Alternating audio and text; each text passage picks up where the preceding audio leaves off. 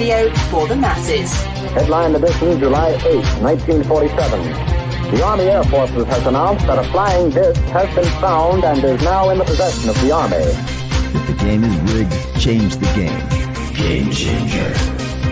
I occasionally think how quickly our differences worldwide would vanish if we were facing an alien threat from outside this world.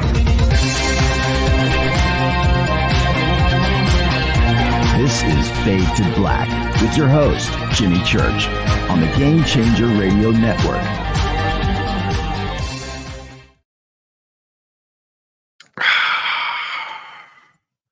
Yeah, how you doing? Fade to Black. I am your host, Jimmy Church. How you doing? Today's Thursday, August 15th, 2024. Let's do this, man. Tonight, after a great week on the show, Monday, Daryl Sims, Tuesday, Lon Strickler. Last night, an amazing conversation with Michael H. Brown, and he wrote me today just saying how much he enjoyed the show.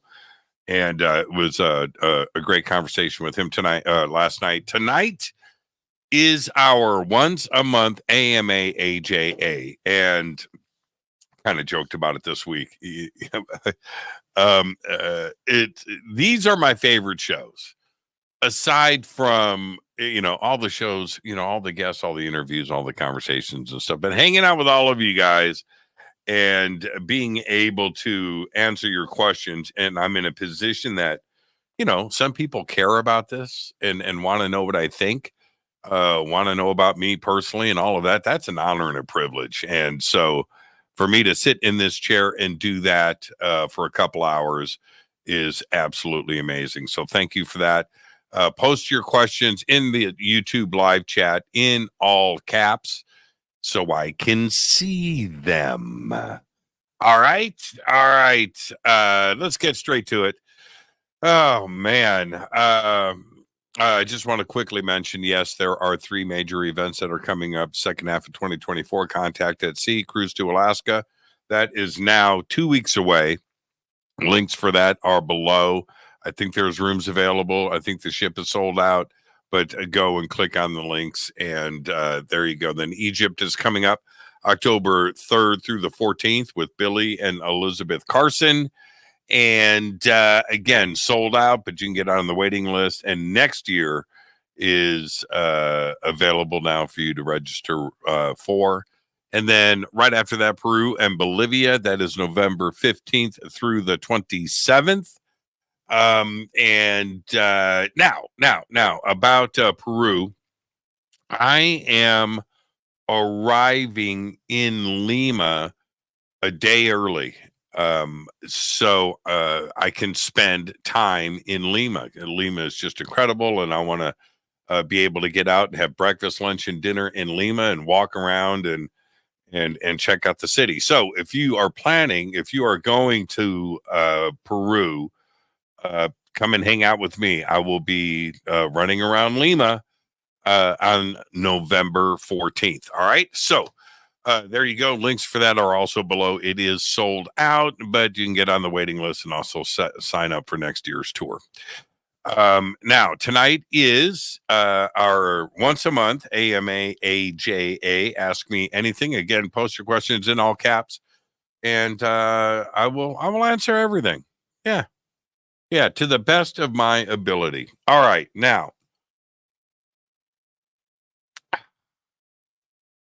I'm going to start off the show with this.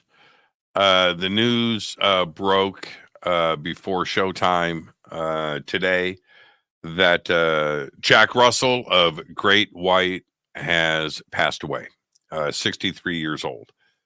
And kind of caught me by surprise. I know that he retired, and he did a social media post about that, and that he physically couldn't live up to what he expects, a good performance and things, and he just couldn't do it anymore, and he had retired from that. And that kind of shocked the world. It did. Now, that being said, I knew Jack really well. I did. And for a minute there, and I was talking to a friend of mine earlier today. For a minute there, for a few years, we were pretty close. So I thought I'd share a couple of Jack Russell stories. All right. And then we'll move on to your questions. How did I meet Jack? That's a great story just as it sits by itself. Back in 1987. Now, back then, I'm a guitar player and all of that stuff. And I was already a Great White fan. This is before all of their hits. But here in Los Angeles, and they had released an album or two, and I just thought that they were a great band, right? I was a fan. And known for, coming from the beach cities and Redondo Beach in that area. But I had gotten to know, I had met Mark Kendall very early on, man, 85, 86. And Audi Desbro and stuff. Anyway, that's neither here nor there. But how did I meet Jack? I started a magazine with a friend of mine, just a street rag in Hollywood. It was called Concrete Jungle. And again, we were just kids. And we started this thing. And one of the first issues of the magazine, and I don't remember how this happened, how it got set up, but I get the opportunity to interview Jack Russell and Ton Mastery. Ton Mastery, the DJ from KNAC. And Great White was playing the Forum in Los Angeles. Again, this is 1987. And they were opening for, my memory, I went to the show. My memory was, it was like White Snake or Dio. I can't remember exactly, but they were opening for somebody. And I go to the show. I get passes, and I'm interviewing Jack the next day. So, and I watched Great White. Man, I can't remember who the headliner was. I want to say it was White Snake, but anyway, it's funny how I don't remember that.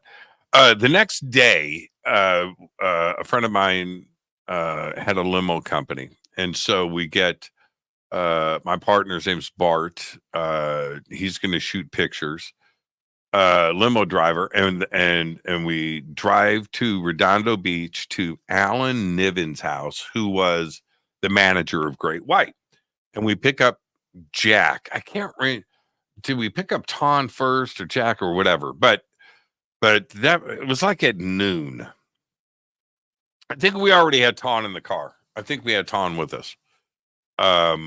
Maybe we picked her up from KNAC. All right. Well, anyway. So we go to Alan Niven's house and we pick up Jack Russell. Jack, I go up, knock on the door, right? Jack answers the door wearing the stage clothes that he wore on stage the night before at the Forum.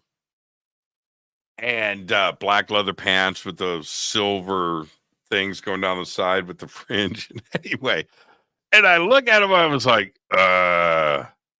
you had a good night. Right? Okay. So he comes out and he jumps in the limousine, and we end up driving around doing this interview and taking pictures all over Redondo Beach. And it was an epic, pure rock and roll day. It was so much fun. And he even took us to Marina Del Rey and showed us the new boat that he had bought, this giant sport fisherman, nice boat, nice, big, like 60-foot thing sat at the end of the pier. So we did that, went on the boat, and then came back.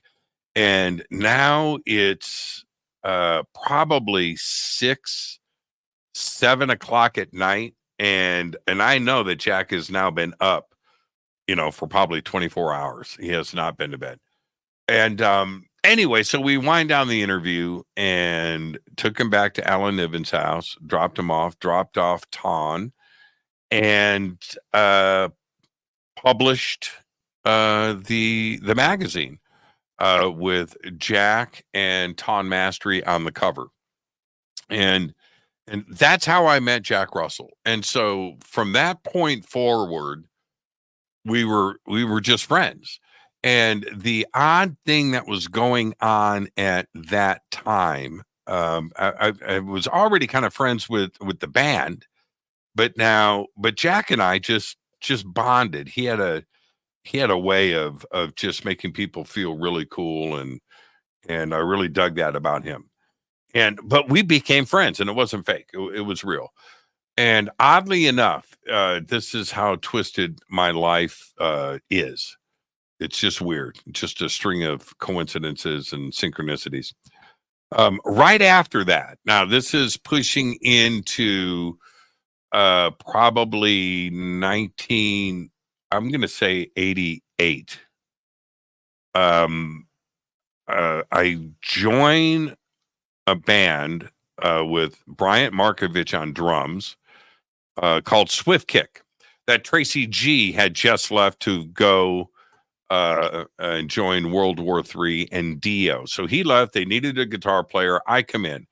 The bass player and singer of that band was one Anthony Cardenas, a.k.a. Tony Montana. The band Swift Kick, that version of it, we did a few rehearsals, and Tony and I became really good friends. He's a better guitar player than he is a bass player, but he's a really talented musician and singer and looks really good. And I end up moving to Memphis with my parents. And then 1989 rolls around, and Great White comes out with their album Once Bitten. And of course, Once Bitten, Twice Shy, the Ian Hunter song, that goes to #1 on Billboard. But I look and I'm like, who's playing bass? I know that guy. And it's Tony Montana, Anthony Cardenas, that just a year before we were in LA and in this band together. And so I go to a bunch of Great White shows. Anyway, so this is in Memphis. And I remember we drove to like Little Rock, and me and some friends, and Great White is headlining. They've got the #1 song in the country. And we go to the arena early, and Great White comes off of their bus, and they're walking across, and Tony sees me. And I'm just standing with some friends. There were some people outside of the arena. Church grabs me, and Mark Kendall comes up and he goes, dude. And then, and of course, Jack, what are you doing here? I said, man, I'm in Memphis with my family. So I end up going to a bunch of shows and stuff in the South with Great White.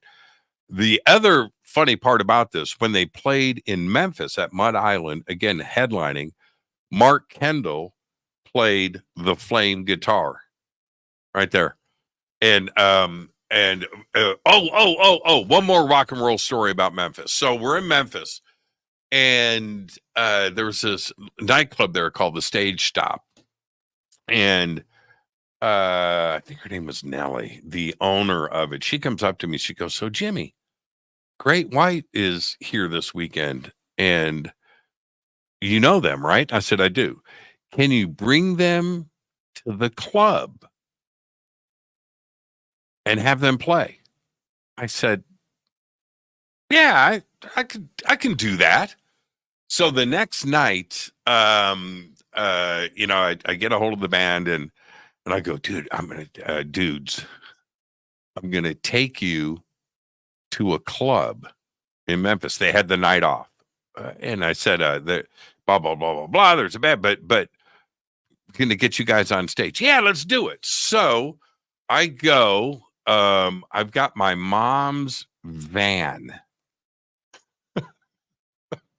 my mom's van. I go to the hotel.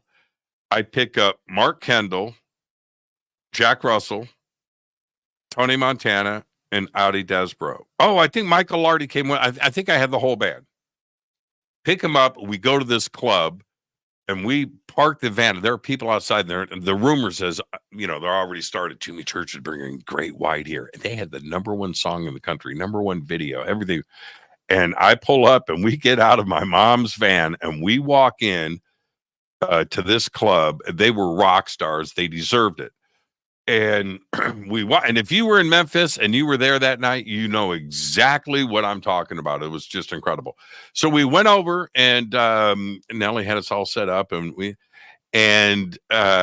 Mama Tara was playing, and the singer gets up on stage, and he goes, "Man, Jimmy Church just brought Great White in." And Jimmy come up to the stage, and so I get up, and he goes, "Man, just introduce everybody." And I introduced Great White to the car. It's packed, man. It's insane. And I introduce everybody, and then Mama Tara says, "Man, we'll give up our instruments if they want to get up on stage." I said, "Do you guys want to jam?" "Yeah, man." So, I get Great White on the stage, and they played for, I don't know. I don't know. It was insane. It was insane. An hour, 2 hours, rotating. It was just I played too. I got up and played a couple songs with some blues stuff. And yeah. Now, so after all of that, Jack Russell, man, cool dude. So I come back to LA, and I'm working now. Now it's fast forward to around 1998. I bump into Jack, and at a club or somewhere, I bump into him, and I flip him my card. I said, "I'm working for AMEC Neve now. I'm the sales manager." And he takes the card. And about a week later, Jack calls me up in my office and says, "Hey, man, we want an AMEC console." I said, "Who does?" "The band."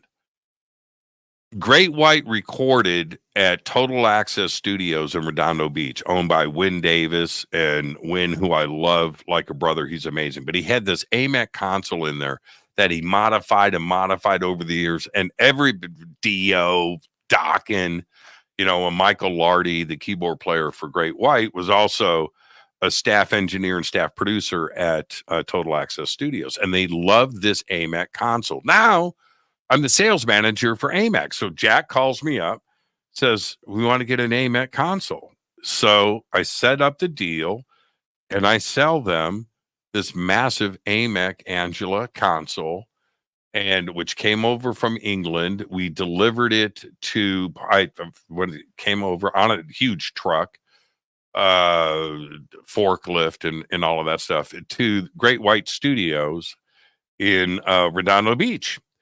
And that whole period, and it was probably about 6 months, I'm stacking them up with gear and hooking Jack up and just going down and listening to rehearsals and things. And I'll say this, and then we'll move on to the rest of the night. I mean, Jack just passed, and I haven't thought about these stories in a long time, and I've got a million, but these are the clean ones.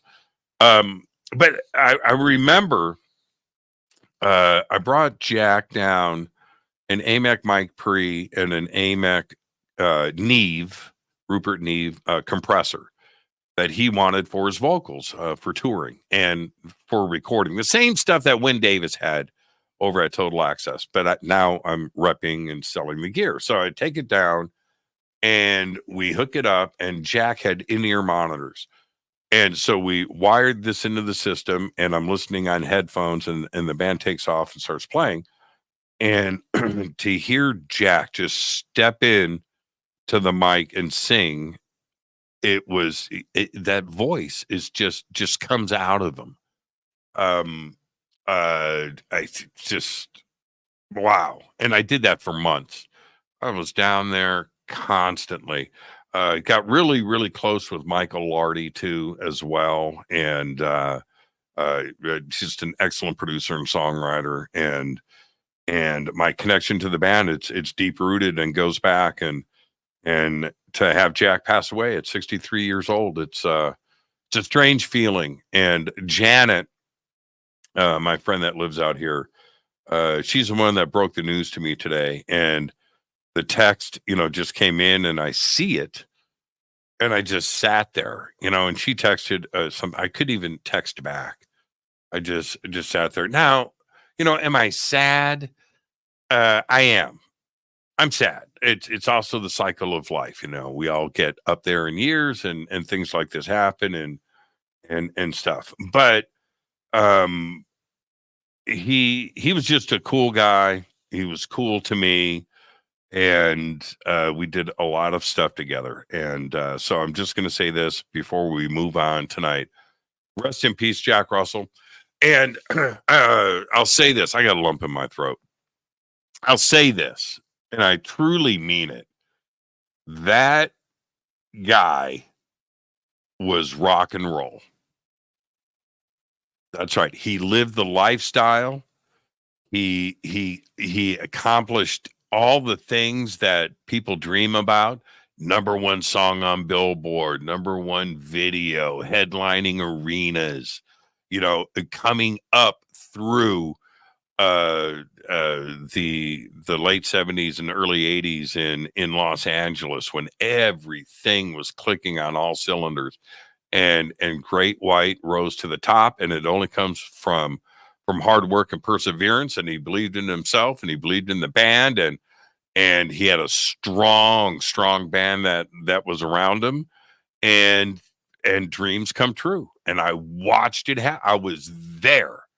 I was absolutely in the mix and watched it happen. And wow. So rest in peace, Jack. And I'm going to leave that right there. So I told Janet today, so I've got a million Jack Russell stories. If I get fired up on this tonight, I'll keep going, and I could. I absolutely could. All right. With that, let's get to it. Tonight is our once a month AMA AJA, and ask me anything. Put everything in all caps.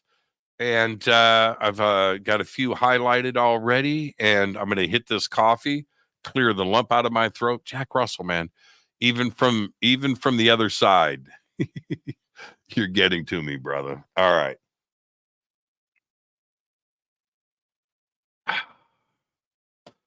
I think he still owes me $700 too. Anyway. Oh my God. All right. First up, Renee Newman. She's always first. Renee Newman, Jimmy, are you planning any more modifications or additions to your Harley? Okay, great question. Great way to start off the night. The short answer is yes, absolutely. Okay, the long answer is I can't. All right, I've taken the bike as far as I can at the moment. All right, I've replaced the wheels, I've replaced the seat, the bars, the exhaust, the air cleaner, all the covers, the grips, just everything on the bike right now that can be changed has been changed. Now, the reason why I say I can't is the next thing that I want to do to the bike, and I was at Harley last week trying to get this done, is I want to put in a racing cam. Actually, it's called a torque cam. I want to put in a torque cam. And to do that, there's some other things that have to happen, and you've got to modify the ECM, and you have to install a tuner. And right now, I live in California, and California's got restrictions on that stuff. You can go to any other state in the country and there's no issues. But right now, the tuner and the ECM tunes that you need to install anything past what I've done to the bike has not passed California emissions yet. And there's nothing since 2022. Everybody has been waiting. My bike is a 2023. We're now in the 2024 model year. It's been 2 years since anything has been offered. Now that goes with any Harley, not just mine.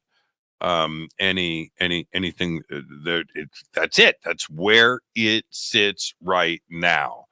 So as soon as that's done, and I have no idea now, I could do something else that'll void my warranty. I can use another manufacturer, but it flags the bike and then it cancels your warranty, and in the computer system nationwide. But in a year my warranty is up and I can do whatever I want to the bike. But right now I want to stay with Screaming Eagle and Harley parts and stuff. Plus that stuff is made for the bike, and I like the quality of it. So I can't do that. So now that's what I want to do. I want to do engine stuff, and I can't do it until it passes the California emissions. Paperwork and everything is already in. I've talked to Harley about this. It just hasn't been approved yet and signed off by the state of California, which sucks. And California and Harleys, California and engines in general, every car, every motorcycle, anything that burns gas, you've got different standards than the other 49 states. All right. Okay. So there's that. What I am doing next to the bike, though, I've got to get tires. I'm now approaching, I put almost 7,000 miles on the bike since I got it in December. That's how much I ride, right? That's how much I ride. So I'm going to get new tires, and I'm looking at the Dunlop Elites. And also, I just put new bars on the bike, but I'm thinking about changing to a drag bar. I love the bars that I have. I like my hand position. I'm thinking about just a cooler look and going with a drag bar. But I just changed the bars, and I'm happy with what I've got. And there it is. So technically, the bike may sit the way it is, besides getting a new pair of shoes for quite a while. I don't know what is next. All right, next question. This is from Dire Wolf. Jimmy, what is your favorite Jacques Vallée book? See ya in Peru. Okay, Dire Wolf coming to Peru. It'd be great to hang out with you. Remember, I'm getting there a day early. I'll be in Lima on the 14th. Favorite Jacques Vallée book?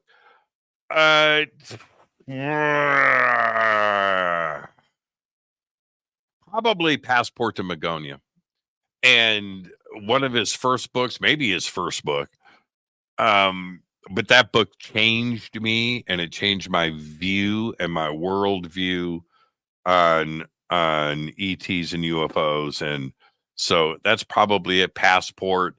And if you haven't read it, I mean, that's required reading for anybody that is researching or into the UFO topic and subject, and you want something to read.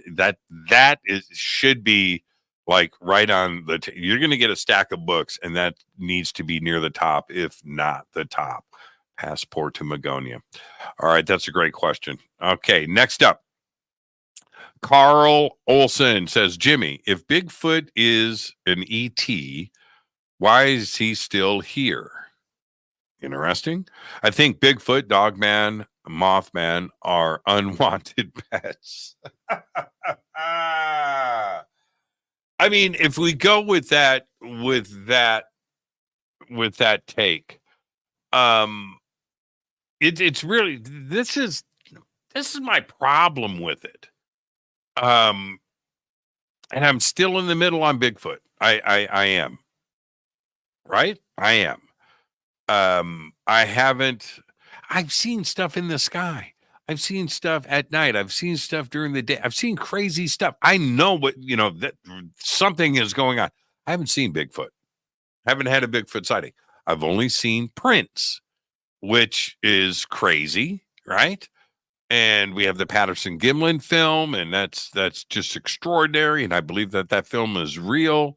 So therefore, I should believe in Bigfoot, right? Okay. But the problem that I have, which takes us to the ET part of your question, Carl, and it's an excellent question, is that we don't have And I know there's researchers and people that will argue this point with me, but we don't have a body. We don't have a skeleton. We don't have anything. And so that kind of eliminates for me the species part, but undiscovered, hiding and running from us. Not to say that is impossible. We discover new species all the time, except Bigfoot's big, right?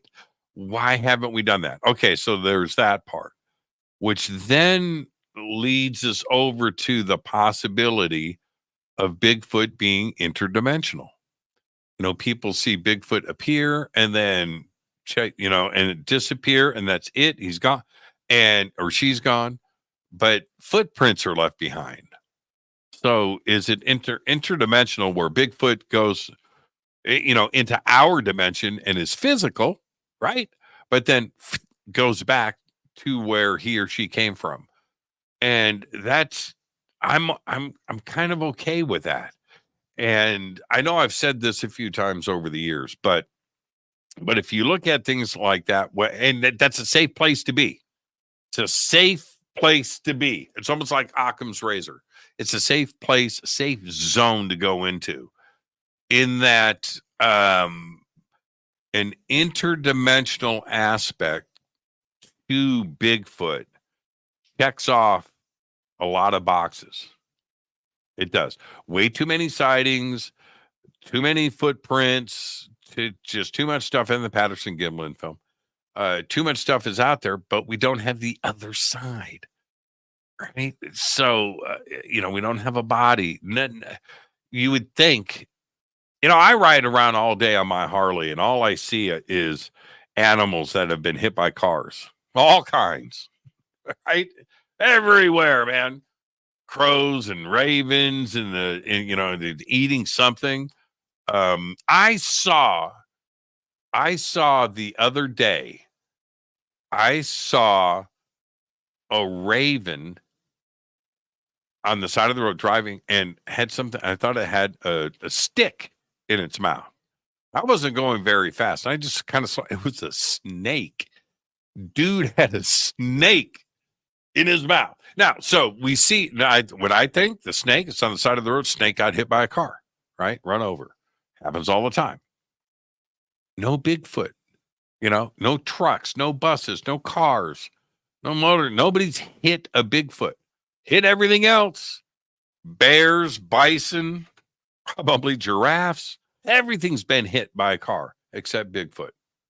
So it's just confusing to me. So that's why I safely go into the interdimensional aspect of it. All right, Dickie Berg. Jimmy, you said you could win Survivor. So when will you apply to be a contestant? Is it still a TV show? Great PR for Faded Black in this community, and would be definitely watching. Is it still? Is it still on? I have no idea. I used to, like everybody, when the writer's strike was going on, back in the mid 2000s, all of those shows, Survivor Island, The Bachelor, The Bachelorette, whatever, I watched all that stuff. What was the one where they were in the basement? Big Brother. And I watched all that stuff. Yeah, it was compelling, that reality TV era. But I got out of that probably 2006 or somewhere in there, and just I haven't watched. I don't even know. So, great question. I didn't know. Is it still a show? Is it still a show? I don't know. Somebody post that up in the comments. But I would. The Survivor that I remember is probably different now if it's still on the air. I knew, man, I would own it. I would own it. Yeah, for a lot of reasons. Okay. Lucidity Engine. Audrey May. Here we go.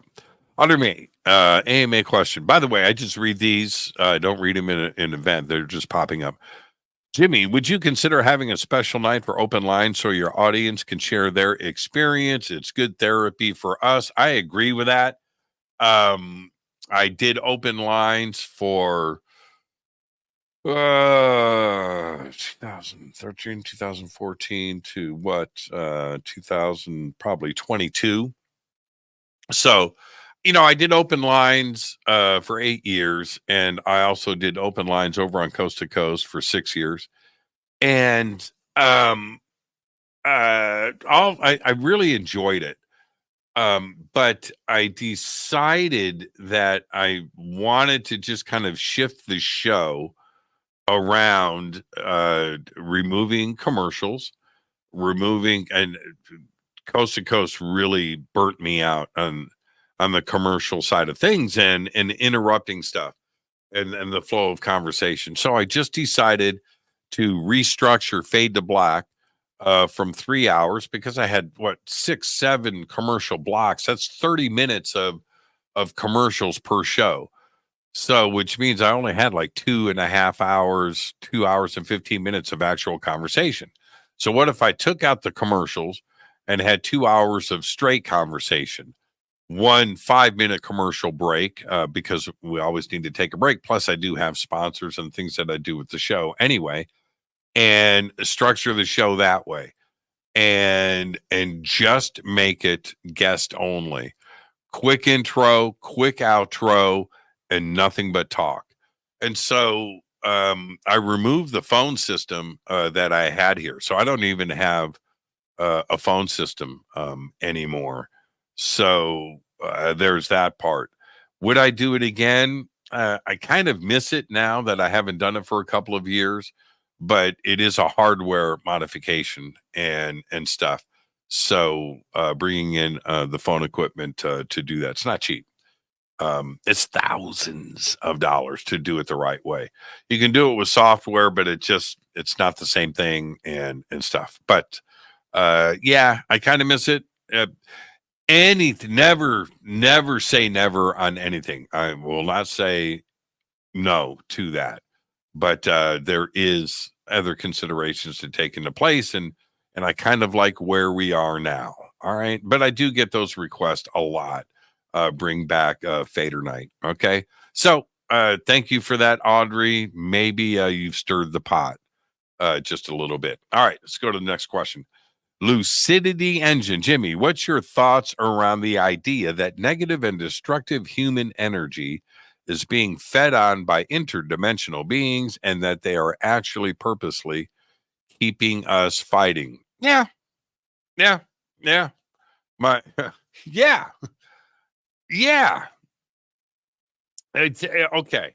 I was talking a little bit about this last night with Michael Brown, that all children, newborns, are born clean.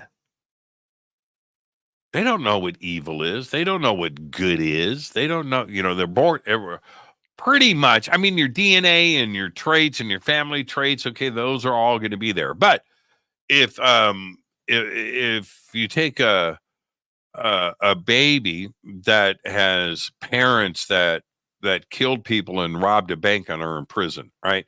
And so the baby has got that DNA in them. But you take that same baby and it gets adopted by a beautiful, loving husband and wife and a couple and whatever, and is raised outside of that environment. That doesn't mean that that they're going to grow up robbing banks. Maybe they're going to be the president of the United States someday. You don't know. A surgeon. You just don't know. Civil rights attorney, pro bono. I don't know. But anyway, so I think that babies are just, kind of like an equal footing. And that's it. So where does the influence come from? Well, it's your neighborhood. Yeah, certainly it's your parents. Yeah, it's your school. It's your classmates. TV. It's things that you see, and you get influenced. Which road do you go down, right? And making life's decisions. All right. Is that your decisions? Now, if you go and you read and you get into philosophy on this subject and go read like Immanuel Kant or David Hume, and you can go older than that, but those two cats were contemporaries in mid 1700s, early 1800s, and you go and you read those guys, metaphysics and this stuff. They talk a lot about this and where and how we develop into what we do, and I don't agree with all of it, but it was definitely something that has always been discussed in philosophy. The self and how to, being good, and why some people, like half of us, right, just decide to just do wrong. And it's not robbing banks. It could be little stuff, just stuff. Yeah, some people know that they will not get the phone call to help a friend move, because the friend that needs to get moved know that you will not say yes. That's what I'm talking about here. What because you want to be, and that short list of friends that you can count on in a moment's notice. Hey man, me and my girlfriend just got in a fight. Can I crash at your house tonight? Whatever it is. I'm moving and I really need your help. Can you help me move? Absolutely, man. I'll be there. I just got arrested, DUI. I'm in jail. But, or are you the person that doesn't get called? Where's that influence coming from? And Kant and Hume discuss this in a different way, but probably because they were deeply into metaphysics, both of them, and a lot of those. We call that those Renaissance New Age philosophers coming out of Germany and France and England and Scotland at the time. We're wondering about that. What they didn't consider is the interdimensional beings part about this. It was never really discussed. Today, we can talk about it. And so my short answer to that is, yeah, I think it is possible. And I think it does happen. Yeah. Yeah, definitely feeding off of our negative energy and our positive energy. It's not all bad, right? There's interdimensional beings that are good and positive and feed off of our positive side. So think about that too as well. I don't think that necessarily they want to keep us fighting, but keeping us fighting is probably more interesting and more productive than complacency, right? And pure happiness. But that's a great question. Wow, Lucidity Engine coming in strong. Okay, let's see. Who do we have next? All right, let's see. Oh my gosh. Jonocide. Jimmy, what's your favorite Slayer song? And why is it Season of the Abyss? Oh man, I'm gonna go old school. I'm gonna go Die by the Sword. Or maybe Jesus Saves a little. I like that period of Slayer. The production was getting better and songwriting was getting better. Jesus Saves is really good too as well. But it's not Season of the Abyss. Genocide. Die by the Sword. Strong. All right. Let's see what is next as I scroll through. Louise. All right. Let's see here. Jimmy, I wanted, do you still sleep with all those electronic grounding things for your sleep? I do. It's not format. Yes, I do.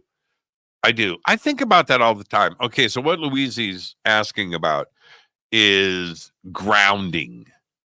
All right. Now you can grounding. You can take off your shoes, walk outside in the grass, and you are grounding yourself to earth. Okay. All right. So grounding, the same process can be done by, so you have a 3-pronged outlet in your house. That third prong is the ground. Okay. Some of you know that, some of you don't, but that's what that is. That round one. That's called a ground. So your house is grounded. That third prong goes into the earth. Technically, it should, if your house is grounded correctly. Not all houses are. Most should be. Electricians are taught how to do that. Okay. So anyway, you can get a grounding kit, which I have. And plug goes in the wall, and then the grounding kit for the ground. Then the grounding kit plugs into that, and that comes out. I have a mattress cover. It's a mat that goes underneath your sheets, and so I have that. I have grounded pillowcases. I've got a grounding mat right here underneath my feet in the studio. That sits down there. And then I have a grounding kit that plugs in to my body. And so it's little stick-on things for like EKG, right? And those plug in. I've got 2 of those. I've got a bunch of them, but I use 2. And I ground on the outside or inside of my ankles, or sometimes on the bottom of my feet. But I normally do it on the outside of my ankles or the inside, because when I put them on the bottom of my feet, I would pull them off at night while I was sleeping. All right. So that answers that. Now, here's the crazy thing about that. Here's the crazy part with that is when I bring people over to the house, and I have guests at the house, and everybody wants a tour. That's fine. Okay, so let's take the tour of the house. And everybody wants to see the shoes. They want to see, they want to see if there's any shoes falling in my closet, which is also fine. So they get a tour of my bedroom. And I always think about that when they come through and they look down at my bed and they see all the electrical cables coming out of the foot of my bed onto the floor in the plugs, like, what's going on there? Unless they're listening to this show, they don't know. I've had some people, look and go, not say anything. I've had other people look and go, what is that? It's not what they expect. When I tell them what it is, it's like, okay, I think they're relieved for obvious reasons. And then I have others that come over to the house and they walk through and go, you really do ground. I do. Here's my stick-ons. Here's this. And I'll show them the whole process. But yeah, I still do it. Great question. Elizabeth Carson's got a book out. It's called Earthing. She wrote with Olivia, and you can go over to forbiddenknowledge.com, click on books, and you can find Elizabeth and Olivia's book on earthing and grounding. It's excellent. I have it. And there you go. All right. Let's see what is coming up next. I'm just scrolling through. Jimmy, at the beginning of the original television series of Superman, okay, which I don't remember, why was the first person so excited about seeing a bird? Batman I watched. Superman I didn't watch. I just didn't. I kind of remember it, but yeah, I can't answer that question because I just I don't know. I know Clark Kent, right? Lois Lane, but I don't ever remember like seeing an episode or the show or the intro. No, I was never a Superman guy. Just wasn't. Not even the new stuff. No. Just Superman wasn't my thing. Gizmo, Jimmy, what do you think of your neighbors, the Canadians? I love Canada. I do. I love Canada. Love going there. And I'm going to be there in a couple of weeks. Canada's great. And I truly believe, all right, this is my take on Canada. I truly believe how to offend my audience. I'm going to do it right now. Is this?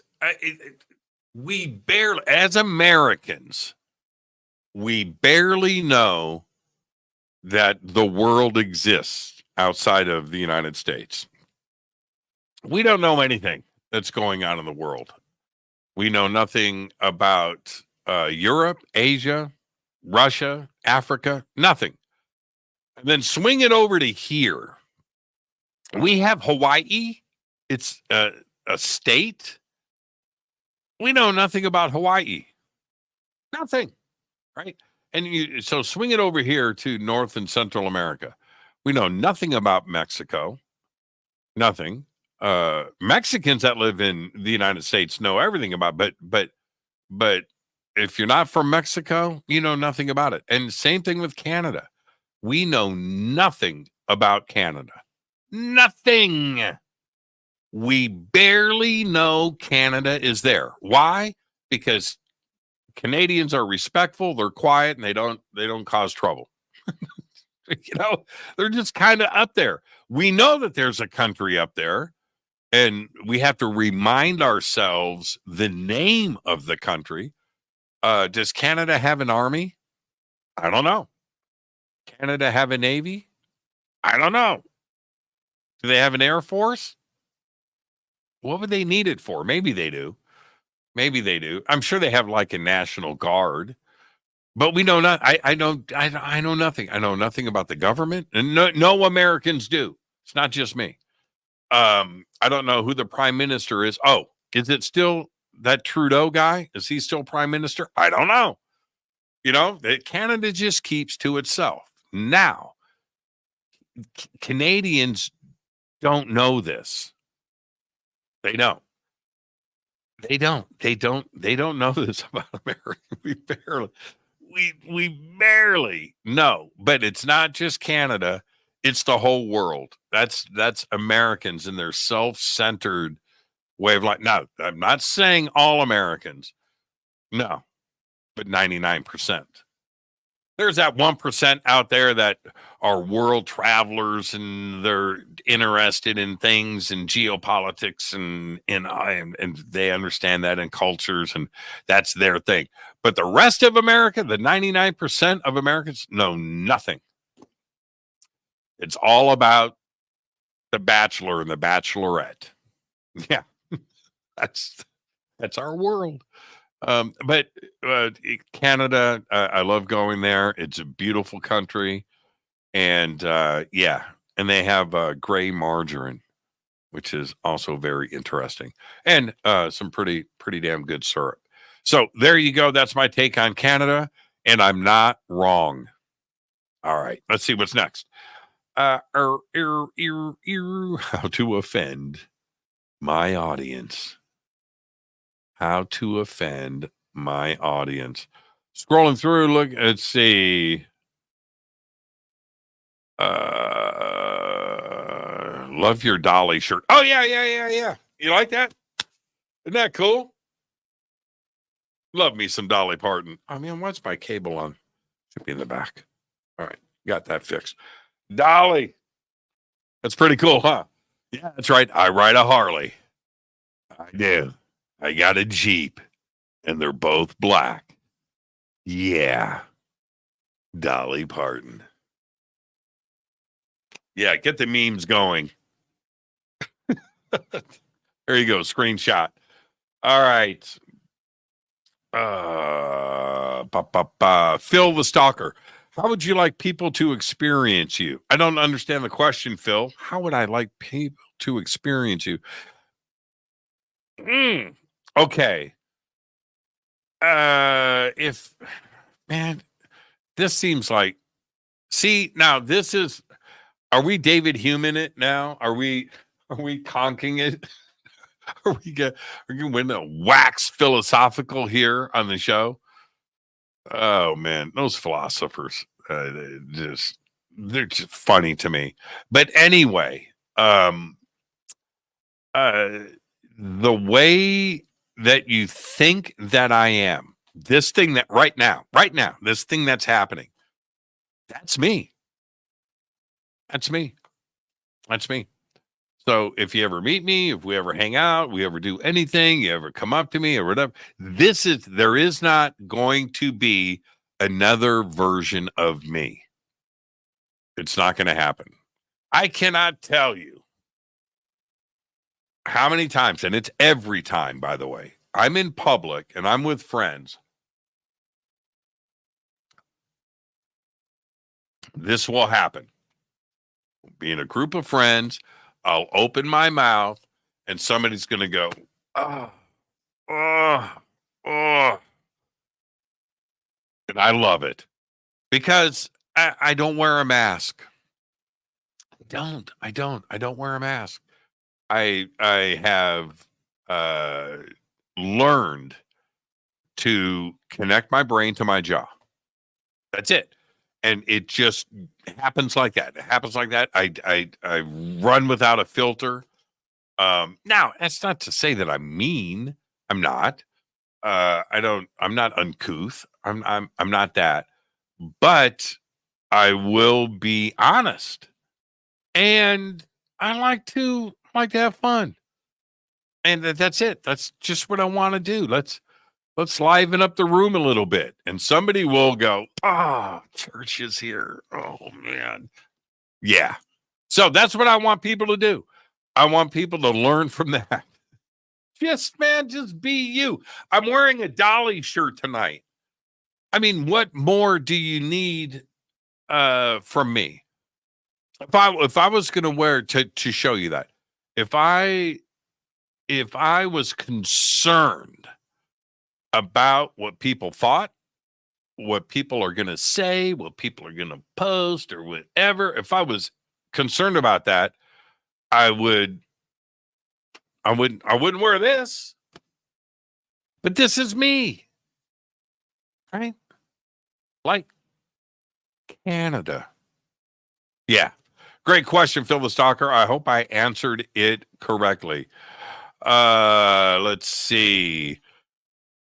Carol Pepin, love you. Keep the good work. Thank you. Now, see, that's what I'm talking about. Your thought on the Trump shooting. I don't do politics. There you go. And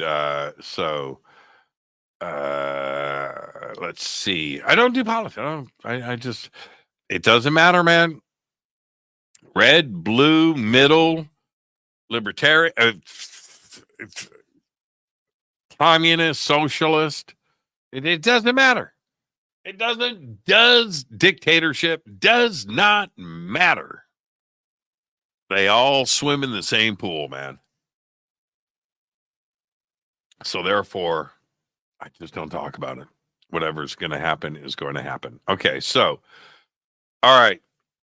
Next up, Nemo's Odyssey. Hi, Jimmy.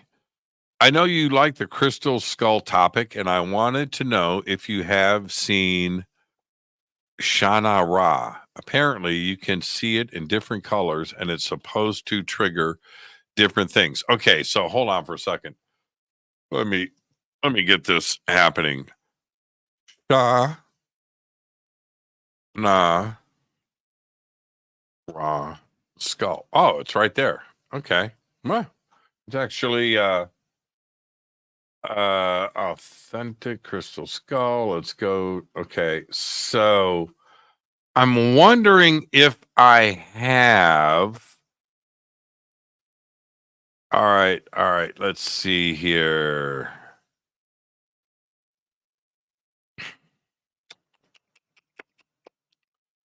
I'm just wondering who the owner is, who the caretaker of Nick Nocerino. Okay. All right. My short answer is I don't know. I don't think so. But man, I love my crystal skulls. And every single one of them, and I've got different not only different types of crystals, but different materials too as well. I've got metal skulls. I have a skull made of amber. Chunk of amber. Crazy. Just think about that for a second. So each one, different properties. Like I said, I have metal skulls, crystal skulls, stone skulls. I have a meteorite skull. That thing's heavy. And I have the amber skull, and every single one of them, you pick it up and you get a different vibration. And it's true. I never considered this as real or part of reality. People come up to me all the time, man, hold my, put this in your hand, and then just like, dude, just take that somewhere else. I don't have time for this. And now that's not the case with me. I get it.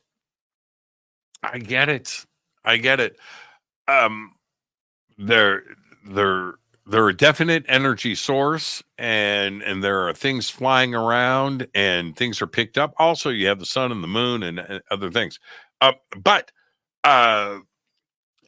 Okay, you do what you want to do or not do with crystals or crystal skulls. Just do your thing. My experience is 100%.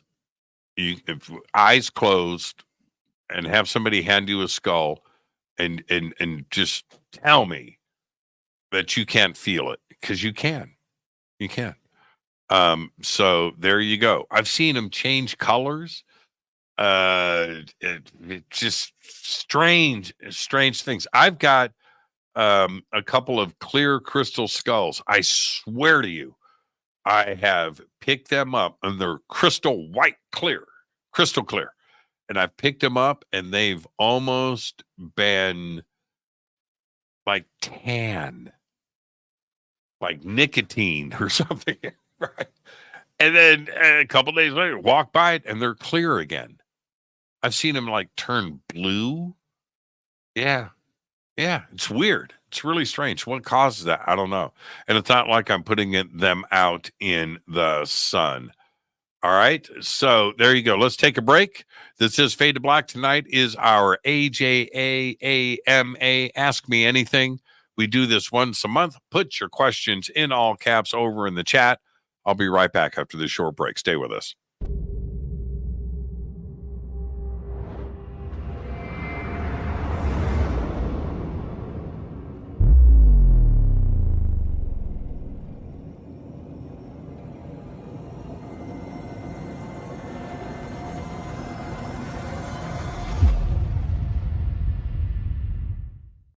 Subscribe to our YouTube channel to get your alerts and access to over 2,000 videos. Click that subscribe button right now.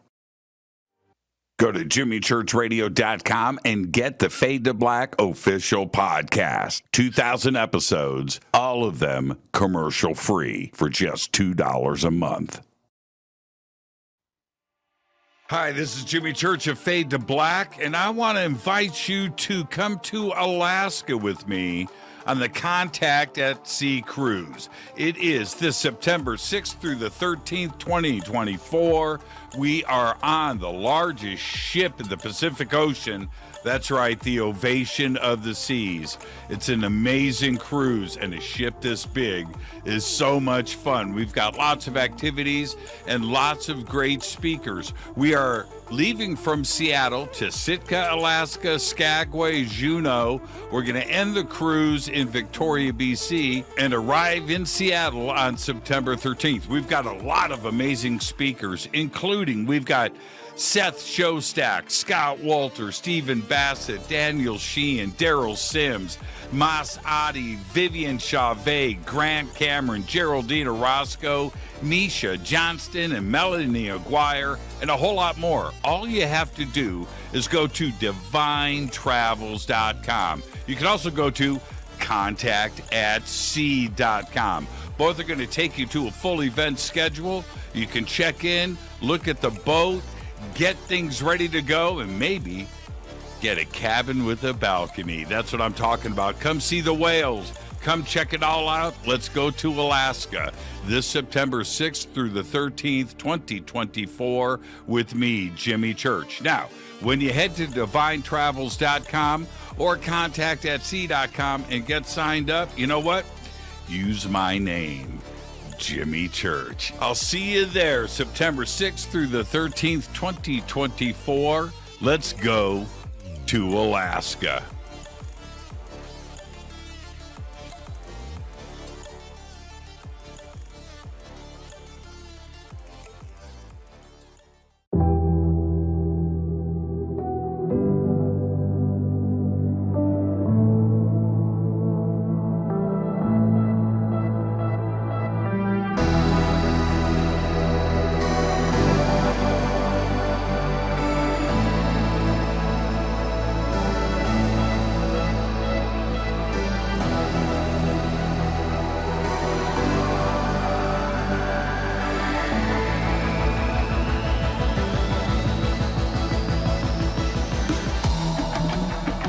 This is Jimmy Church. Please visit and explore Egypt this October 3rd through the 14th, 2024 with Billy, Elizabeth, myself, and very special guest and the #1 podcaster in the world, Sean Kelly.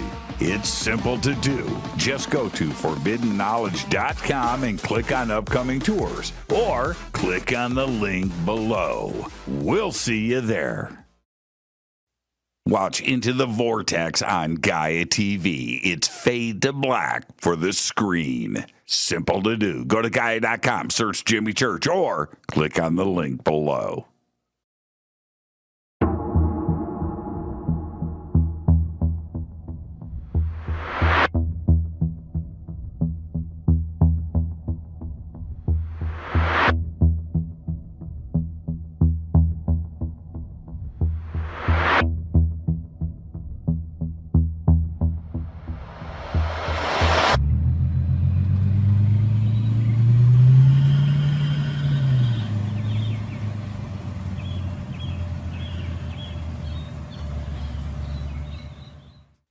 Follow Fade to Black on Twitter @JChurchRadio. Get all of the show updates every single day.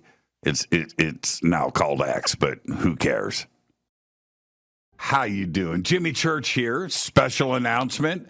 Get your Fade to Black T-shirts. That's right. Help support the show. Help support everything that we do over here.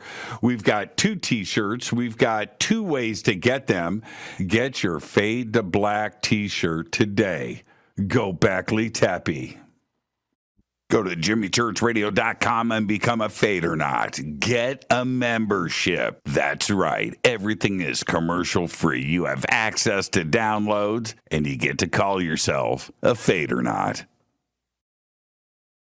River Moon Coffee, makers of the Fade to Black blend. Truly the best coffee on planet Earth. Just visit rivermoonwellness.com or their Amazon store. It's all simple to do. You can check out the Fade to Black blend, the Game Changer blend, or any of their Black Moon Wellness products. It's the only coffee I drink.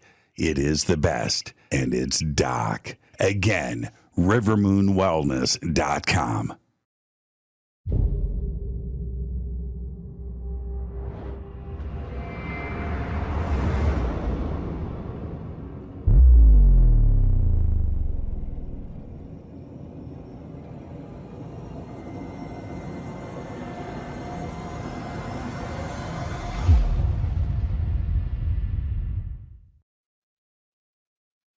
All right, welcome back. Fade to Black.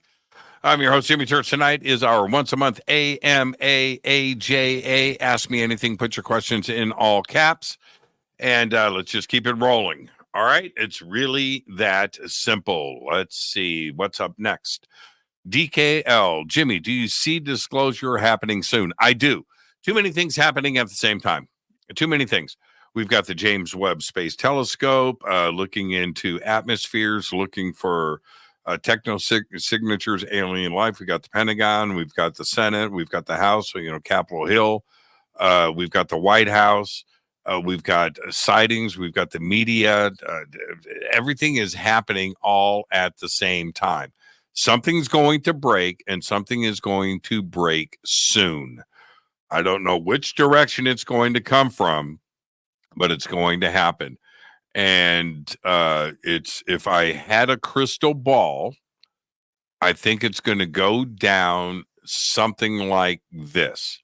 There's going to be a discovery. James Webb Space Telescope is going to find some kind of techno signature. They're going to find some alien like advanced in some distant exoplanet, probably closer to us than we think.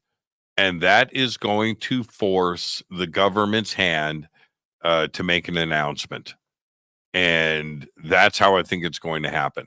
Now, I don't think the government's going to step up first.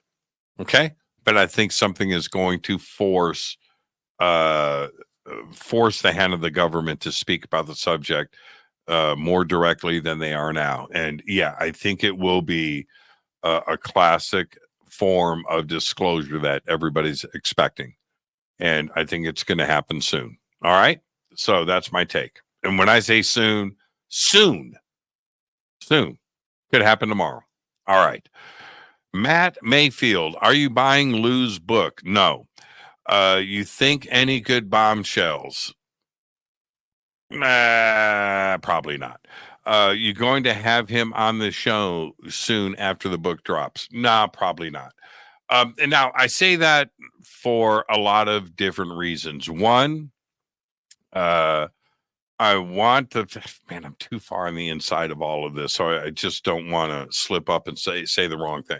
But, okay, so the book's going to drop, and people are going to read it, and they're going to pick it apart, and that'll be that. There's going to be both sides of the fence. So we'll see. I'm going to let everybody else do the analysis and do the breakdown and stuff. I don't, I'm really not interested in the book.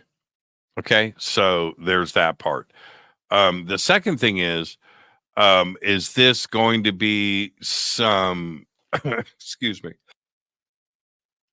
some huge bestseller thing that's going to sell millions of books? No. I probably got a pretty good book deal, I think, knowing the people that are around him. There's going to be some publicity and marketing behind it, but I don't know if it's going to be some runaway, number one, Da Vinci Code best-selling worldwide phenomenon. No, it's not going to be that. I don't expect it to. It could. Now, the breakdown and everything else, if they're, my point to all of this is, if there are bombshells and names and places, which I don't expect, I just don't, but if there are, then they better be vettable, because there will be a huge amount of people, pro and con, that are going to do the deep dive into anything that is revealed in the book that is something that we don't know. All right. So, and I'm going to leave that to everybody else. I don't have the patience for it. And we'll see how it shakes out. All right. And that is my take. I don't want to get wound up in the whirlwind of things. Lou's going to do shows, and he's going to go do his thing. Let him go and do that. And he can go and enjoy the moment. That's it. I don't know. I haven't read the book. I've read the pages that have come out. I don't even know if those are real. Now, what'll be interesting when the book comes out versus what was already leaked are those actual pages from the book.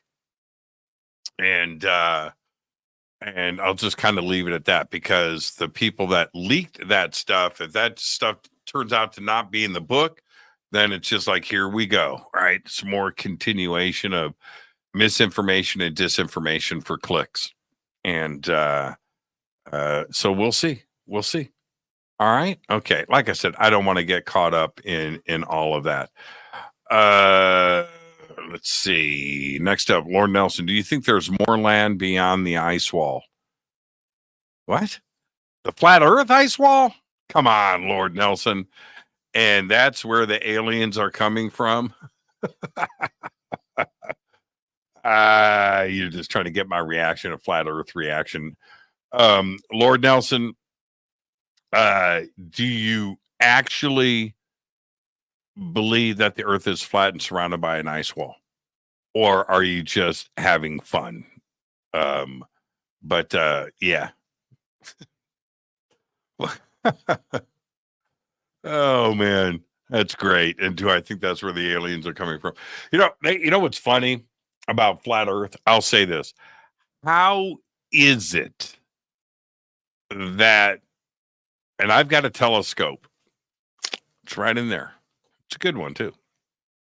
And I'm just looking at how is it that everything that we look at, and I mean everything, it's not like an asteroid, but any planetary body, star, sun, dwarf, planet, gas giant, rocky planet, moons, everything that we look at is a globe, is a sphere. But us. Come on, man.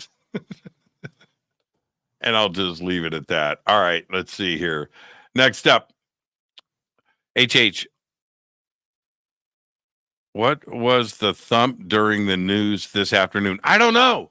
Now, that's been going on now throughout the house for about a week. And kind of, I heard something about a week ago, maybe 10 days ago. And I heard it twice. I was in the family room and I heard it, and it came from my left, like from the dining room on the other side of the kitchen. I heard that, just a thump. And, I just kind of ignored it. Then I was upstairs and I heard it and I thought it was shoes falling in my closet. It turned out not to be the case. And I heard it. Then I had Jordan Ziff over at the house on Saturday and something crazy thumped and echoed. Chris said it came out of my speakers and there's nothing in here that can do that. I don't have I don't know. I don't know what. That's a crazy thing. And then later on that night, Jordan and Chris and I were sitting on my back patio and the sliding door was open. The screen door was closed. And we were just sitting there talking. It was late. It was like 10 o'clock or something. And both of them spin and look at inside of my house. I said, what's going on? You didn't hear that? I said, no, something thumped. What? And they were freaking out. So I have on my cell phone, my security system. So all of, the motion sensors, there's one right there. There's like 4 downstairs and 3 upstairs inside of the house, motion sensors. And when you walk through my house, you can just look and go, okay, so what's that? It's a motion sensor. It's just a round. Anyway. But if something is moving, I'll get an indication on my phone. Like if I move in here, my phone will light up, right? Okay, so anyway, and then I have that with cameras and lights that surround my house. And I've got a lot of them, right? So, and all of the windows have knocking sensors on them too as well. So if something touches my window, that'll go off and let alone open, but so I have that but nothing went off on my phone. And so that's when I said to Jordan and Chris, I go, well, I've got a ghost. And they went from, do we have somebody in the house to, oh, it's a ghost, and everybody calmed down. But then today during the news, there you go. And that was loud. And it came from the house. I don't know. I don't know. So yesterday, and then we'll move on.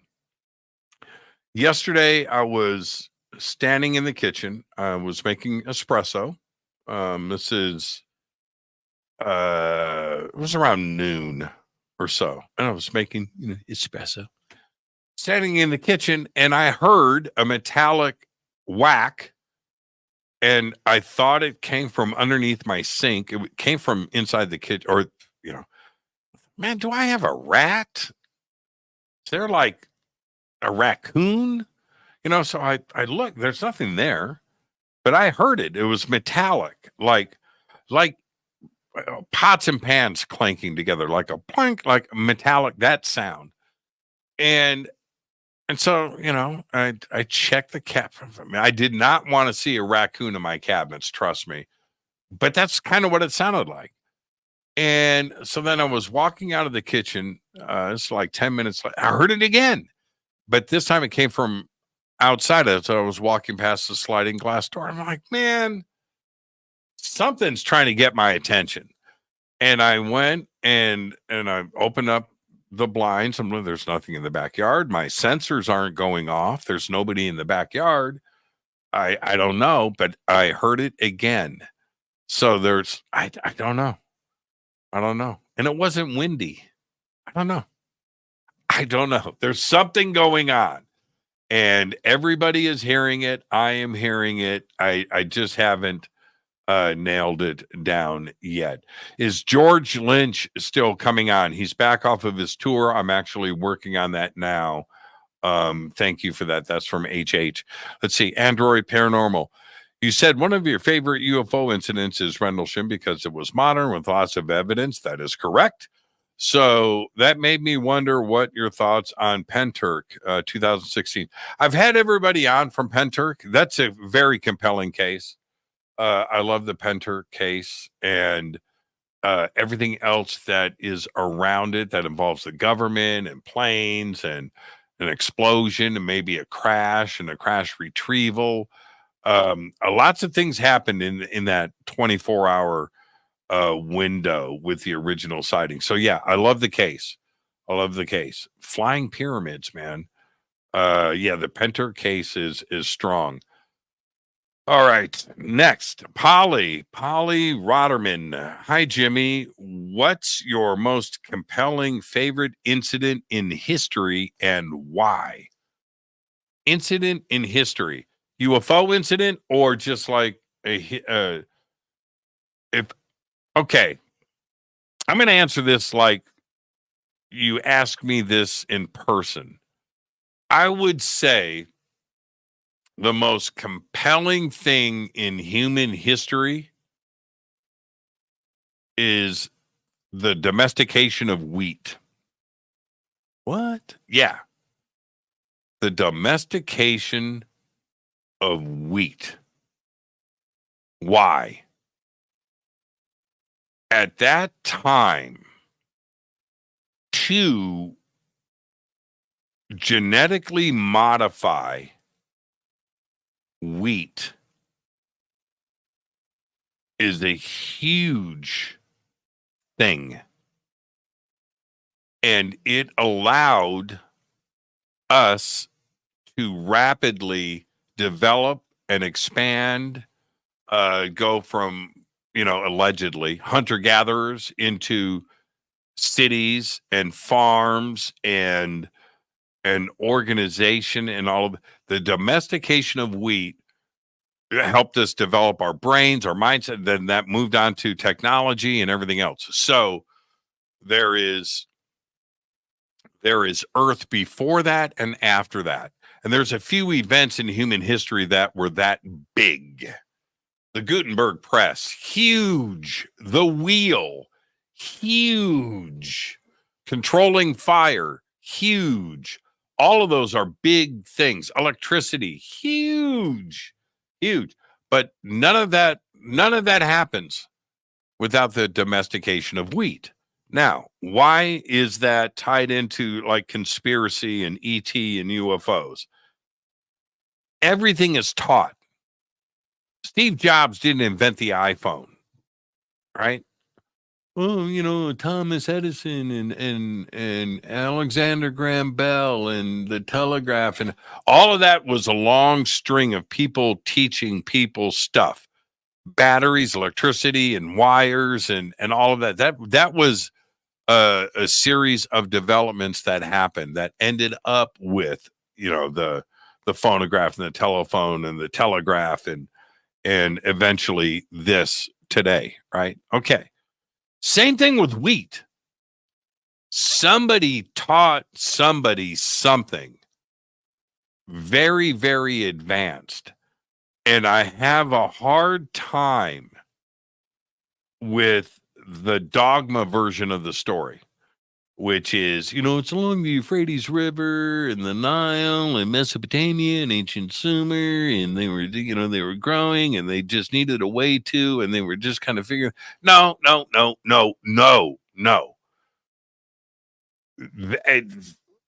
Somebody, humans living in the desert, trying to survive the night.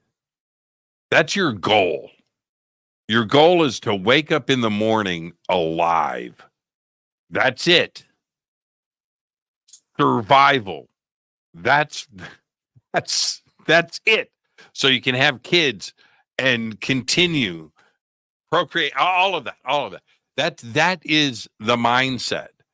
And anybody that was out on the savannah that's getting chased by lions, right?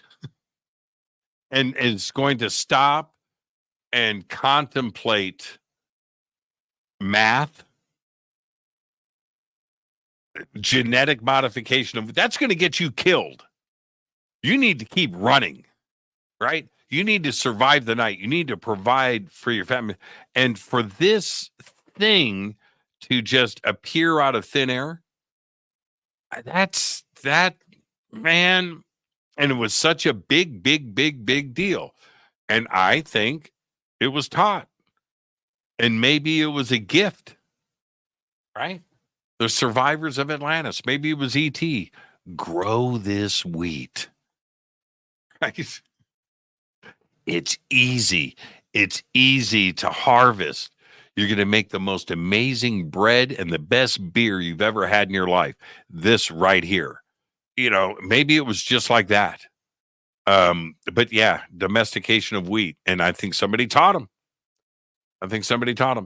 All right. Jimmy Johansson says, how was the meeting with Ronnie James Dio? I had many meetings with Ronnie James Dio, and all of them were as cool as you think they were.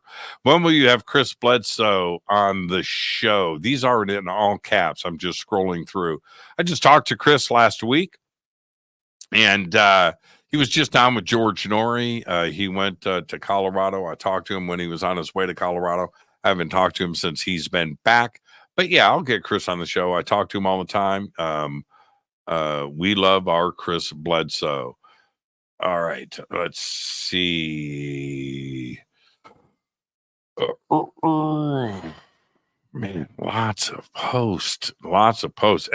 Again, keep everything in all caps. I stop and I see questions that aren't in all caps, and that's just luck. I'm letting you know right now. All right, here's something here, Monica. I love your Dolly Parton tee. Thank you for that, Monica. Monica is the one that forces me into remembering. Let's do this, man.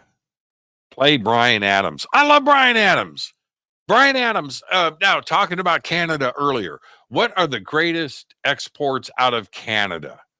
Right? And the first thing that everybody thinks of is Rush. Right? They don't even go Wayne Gretzky. They just go straight to Rush. And I understand that. I totally do. But what about Bryan Adams? Bryan Adams was a gift. How about Loverboy? That's a gift. Triumph. Triumph is up there for me. I've seen Triumph like 3 times live. I've seen Rush probably 3 or 4 times live. And I'm telling you, man, Triumph, man, Rick Emmett in his day, Rick Emmett, Go and watch Rick Emmett. Watch Triumph at the US Festival. Go and watch that. Watch the whole thing beginning to end.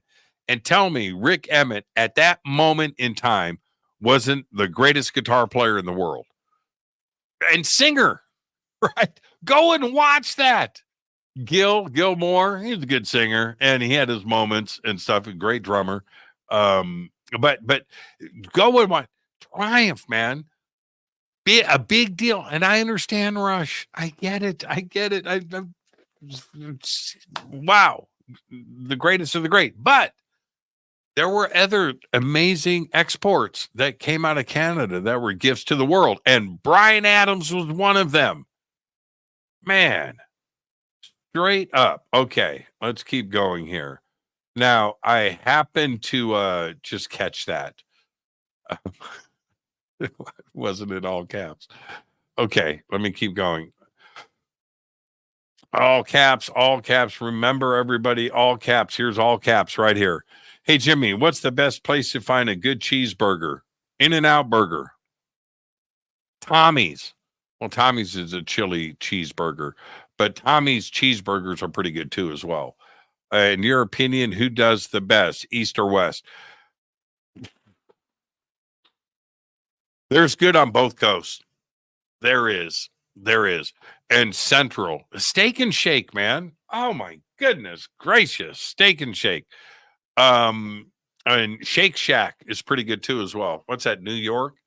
I've had that a few times and it's pretty good, but In-N-Out. It's just In-N-Out. In-N-Out's the best. In the middle of the country, it's Steak and Shake. West Coast, East Coast is probably Shake Shack. All right. Let's see. What is this? Jimmy, I met you in Palm Springs a few months ago. We took a picture together. You were so gracious. Thank you. Thank you. Yeah. You should have asked a question, but thank you for that. And very good. Laban Ahmed. Thank you for that, man. And where do we take the picture? Yeah, let me know. Let me know in the comments. And or post the picture. Post the picture. Okay, let's see. Elsa Louise. Jimmy, the Seven Sisters want to know if you'll be their guinea pig for cosmic therapeutic regression, different than what you've been exposed to. You are getting sleepy. Very interesting. Would I be? I have no idea.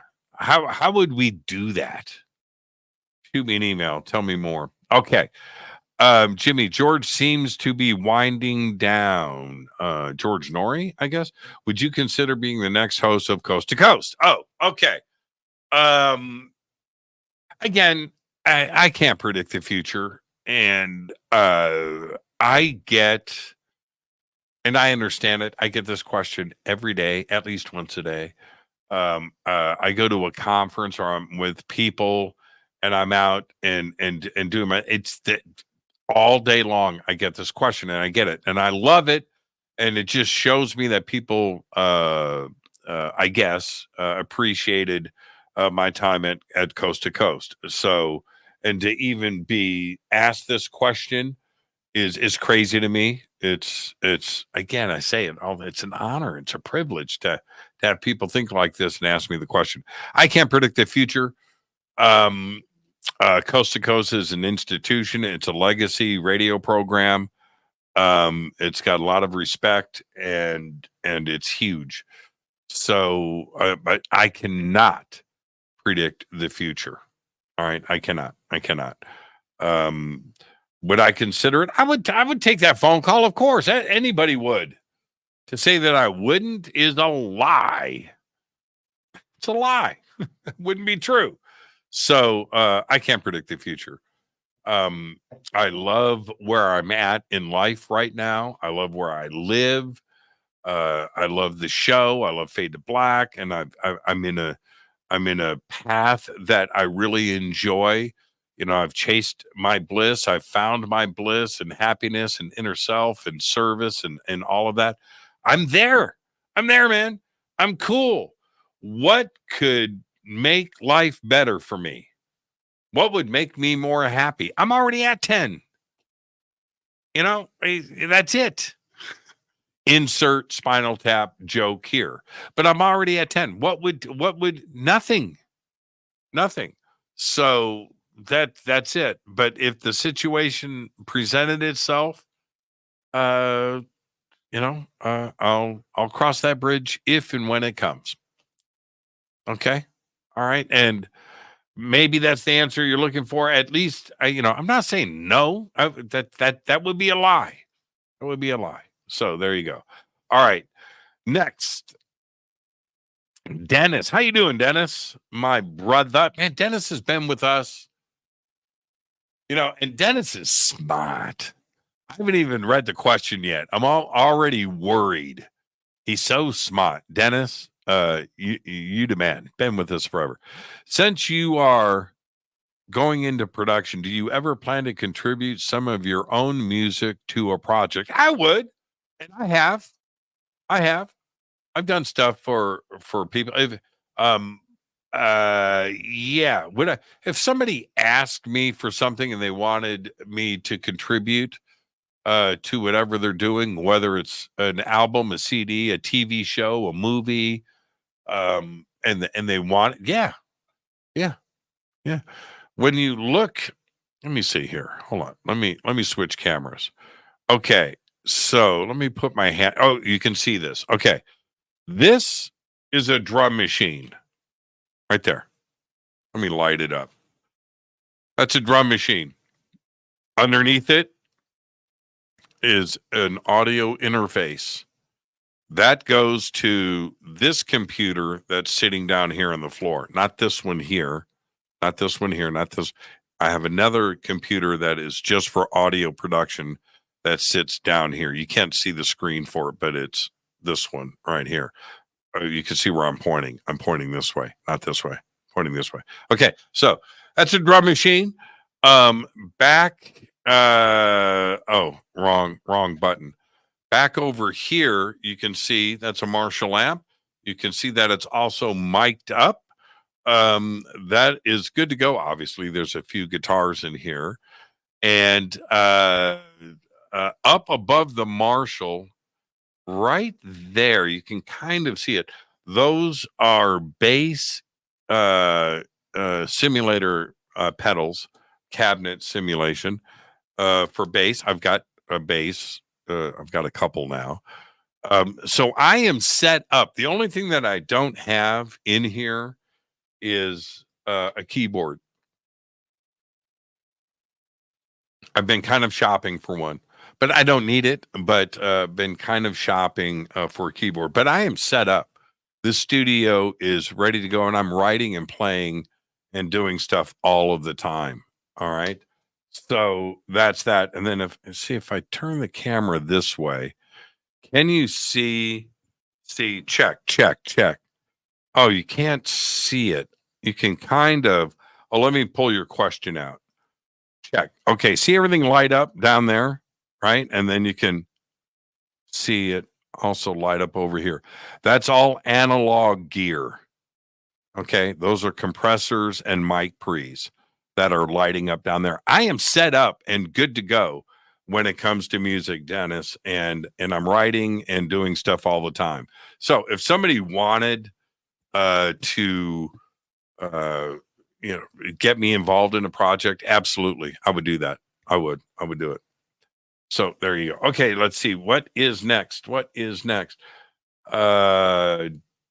Jennifer, thank you for that, Jennifer. Did you name your podcast after the Metallica song? I did not. The show is named after something that I said in a video that I made for a company that I was working for. And it was a video on how to mix music. And I was doing a music production video for this company, Elisa's, mixing boards and compressors and stuff. And we shot all day long. We shot in the guitar player for Heart's house in his studio. And that was a lot of fun just in of itself.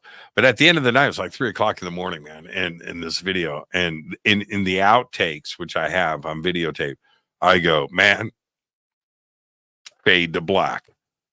And you just see it in my eyes. And I've been filming for like 14 hours. and I was done. Right, fade to black, and that's where the name came from. Yeah, nothing to do with Metallica, and it was just an inside joke that my family would do. Don't do it, Jimmy. Screaming Eagle Racing Cam, baby. That's what I'm talking about, Derek. Yeah, that's what I'm going to get. Okay. Bill's coming in with a question. Is there a fade to black sticker on the bike and where? Not yet. I've been thinking about that. Okay. Yes, I have fade to black stickers. I'm trying to figure out or I might have something custom made, but there's going to be fade to black on the bike. I just haven't quite figured that out. Now, what I have considered doing, and it's expensive, by the way, is painting the tank, repainting it gloss black, and putting Harley emblems on it. I like the retro long red and white one. I like that. And I like the traditional chrome one. But then underneath that, fade to black racing, right? So I may do a metallic raised embossed fade to black racing underneath the Harley logo. But to do that, I have to paint the tank black. I can buy a new gas tank and paint it. That's a couple of grand. It's a lot just for logos and badges and emblems. So paint my existing tank. Yeah. And I think that's where I'm thinking about doing that. And maybe something on the back of the bike, on the back fender, fade to black racing. So yes. Yeah, you're reading my mind there. Jimmy, best Metallica song of all time.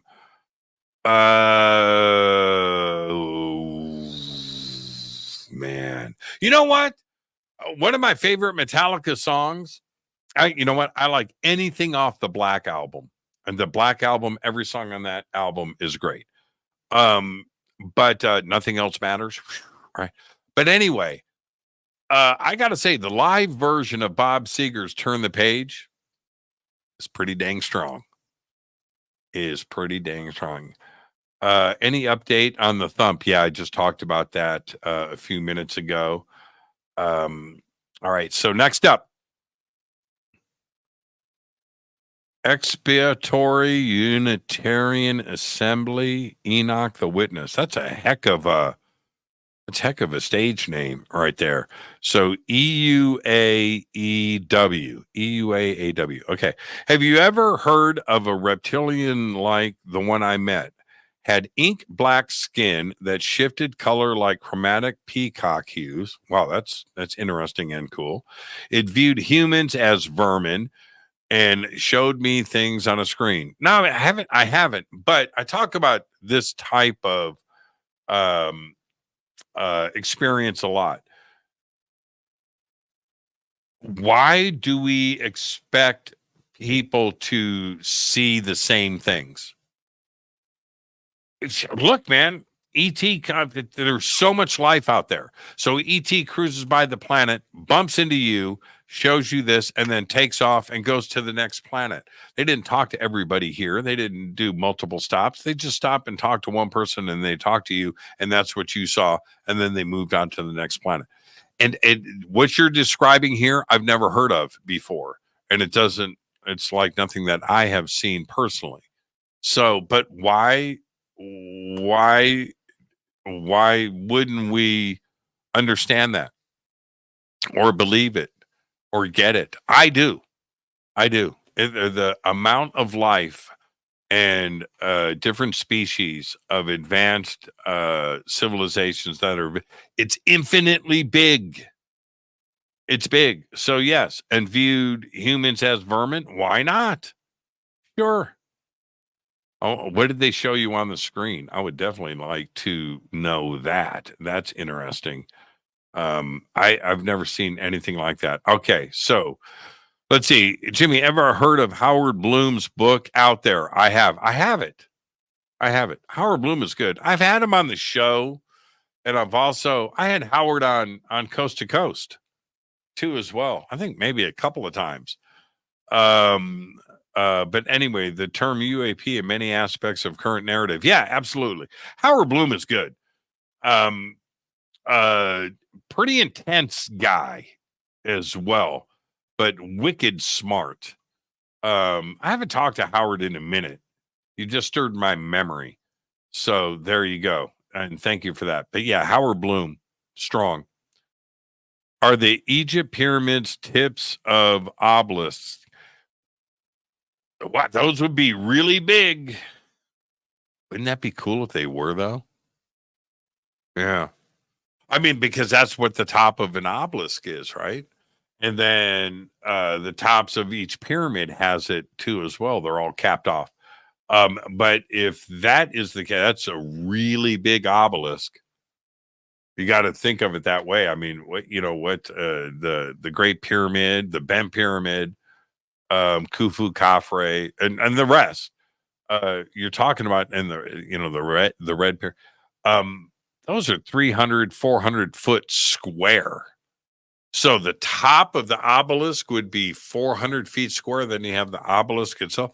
That'd be like bigger than anything. I was going to say the Empire State Building. The Empire State Building is in 300 foot square at the top. Yeah, so think about that. Yeah, it's a big obelisk there, Holly. Interesting idea, though. Interesting. That's a great question. Really well done. Chuck Early is coming in with, when I lay my head on my pillow and look straight up, I can see my cell phone light. But when I move my eyes to see it, it's out of my vision. What's that called? I don't know. Well, I mean, that's peripheral vision, right? That's what you see from the side. But when I look straight up, I can see my cell phone light. But when I move my eyes to see it, it's out of my vision. That's the opposite of peripheral. I don't know. It's kind of strange. Chuck, I'm not sure what you are getting at there. That's pretty interesting. Jimmy, right around the 4th of July. Okay, this is not in all caps. I just happened to see this. Wow, this is from 7:30. All of these questions came in the first half hour of the program. How many more questions are left? And we're about to end the show.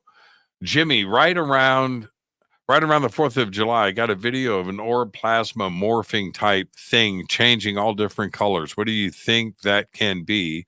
Have you ever seen or heard of this type of thing? Is that in the night sky? Now, I've witnessed that too as well. And I think that it has turned out to be, I went and checked out the phenomenon because I was seeing it on two sides of the night sky, that those are distant stars that change colors.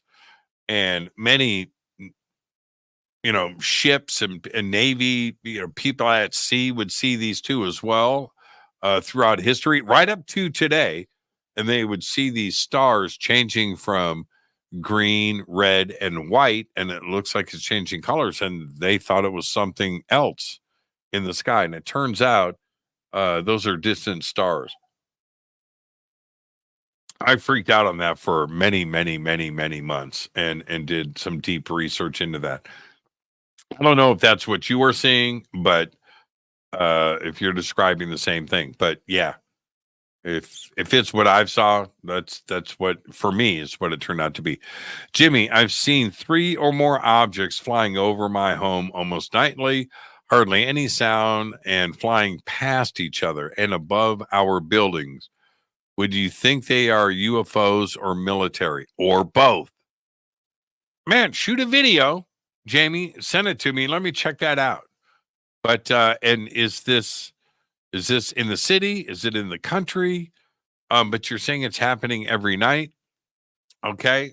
Are you in the flight path of a distant airport? Not next to you, but off in the distance?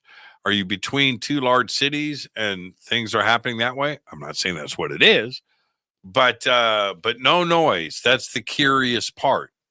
Yeah.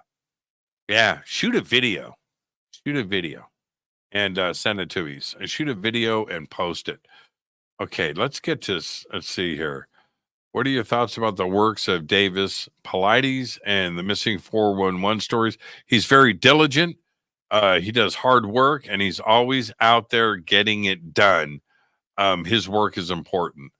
All right, Jimmy, where is your favorite hike? I don't hike. Ride? That's a different story. When I was a kid, my favorite hike was in Pasadena at the top of Lake Avenue.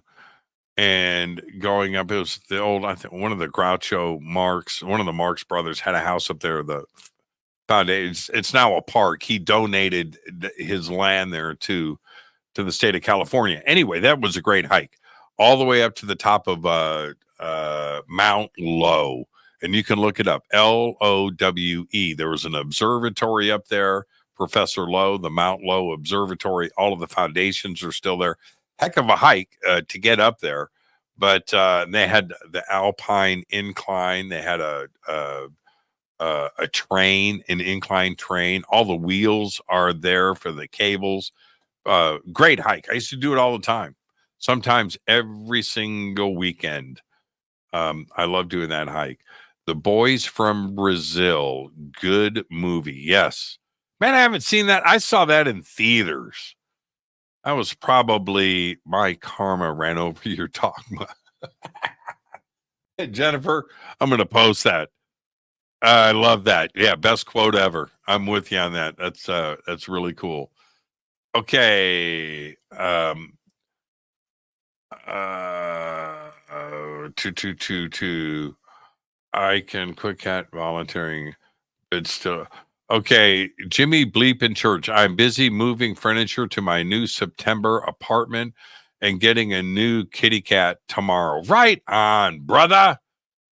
Now I can quit cat volunteering. Right on, man. That's very cool. Okay. Jennifer Rodriguez is coming in. Let's see. Or Jessica. Did I say Jennifer? Jessica Rodriguez. Jimmy, do you think consciousness is of the physical or non-physical? You always ask everyone, but what do you think about it? And what are your thoughts on consciousness? Great question, Jessica. Thank you for that. Are you wearing my T-shirt as you type that? That's my question to you. It's a non-physical. It has to be. It's non-physical. I don't think it's a chemical reaction, and the simple explanation that you hear the educated say that, once you get enough particles together in, like our brain, and you amass everything together, suddenly consciousness arises out of that, because there's a little piece of consciousness in all particles. I don't think there's enough. That's not enough. That says to me that an atom is conscious, right? A molecule is conscious, which it just goes to the same stuff that I'm made of is the same stuff in this guitar pick. It's the same. There isn't a guitar pick atom and a Jimmy atom. There isn't a guitar pick molecule and a Jimmy molecule. That's not how it works. So now, is it possible that this guitar pick is conscious? A little bit. Okay. Well, if you listen to all those theoretical physicists out there, that's the argument that they're going to say. The chemists, the biologists, that's what they are going to say. No. I think consciousness is non-physical. That's it. I think it's everywhere. It's around us, throughout the universe. Period. That's it. And because those scientists out there, those biologists and those anthropologists and those physicists will say, we can't see or touch consciousness. We can't measure it. We can't put it in a lab and repeat tests and experiments. We can't do that. Therefore, there's nothing to talk about here. Is plain wrong. When they say that, it's coming out of ignorance, out of fear. They know that they laugh. They know that they enjoy their favorite foods. They cry. They're sad. They think. They ponder. And they say the statement that they just said about consciousness. Right? So they know that they have consciousness. But to feign ignorance on all of this is just plain wrong. They are wrong. So that's it. We haven't figured it out. Maybe we never will. I don't know. Maybe we're not meant to know or figure it out. Or maybe ET is going to get here and teach us a pretty hard lesson. And at that point, when it does happen, Jessica, and I know that you've heard me say this many times, all of those crazy atheists, dogma-filled scientists of the world, those big thinkers, are all going to come around really quickly and go, I knew that all along. Of course. I just didn't want to say it. That's my take. That's my take. Thank you, Jessica. You're the very best. Talking about somebody that's been with us for such a long time. Dex out of Australia, UFO Gandalf. Jimmy, what model Harley do you have? I have a soft tail standard. And the soft tail standard, when it came out, then and all the way through to today, is and always has been a bike that's a blank canvas, right? You're getting the engine, you're getting the frame, and it's got wheels on it so you can ride it home. But after that, it's there for you to modify and turn it into your own bike. That's what it's for. Other Harley models, they're already complete, they're already done. You can do stuff to it and things, but you get a street glide or a road glide CVO. What are you going to do to that bike? It's cool. It's got a big engine. It's got everything on it. Everything has been done to it. What are you going to do to personalize that bike? Nothing. It's got a gorgeous paint job. What, you're going to paint over that? No.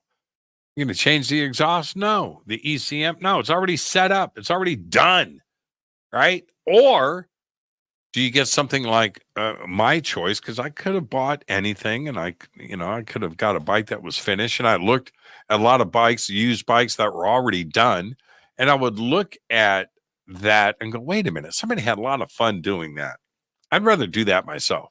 So that's what I did. So I got a soft tail standard, and everybody can see now with the bike. Here, let me see. Let me see if I can pull up. Okay, hold on for a second. In the little time that we have left, let me see what I can pull up. Oh man, I can't believe I just did that. Okay, let's do this. Now let's move this over. Right, now that worked. Okay, got it. Okay, so my bike today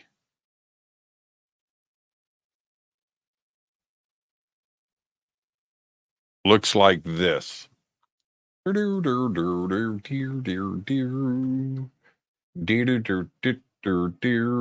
I can do that. Okay, cool. I've got it set up. So this is one side. This is one side of the bike.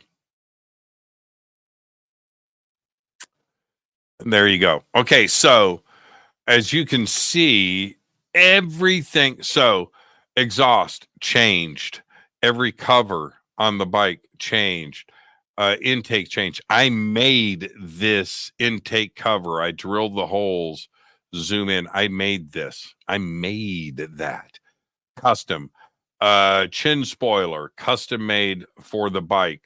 You look deep in here. There's a brake adjuster that's been installed. Brake pedal, which sits down here, is now raised up. That's all custom on the bike. Seat has been changed. That is a Saddleman Renegade seat. That's been changed. Taillights changed. Rims changed. Fairing on the bike changed. Handlebars changed. Mirrors changed. Grips changed. And that's on this side of the bike. Everything. The only thing that's stock on the bike now is the basic engine and the frame. But everything else on the bike has been changed.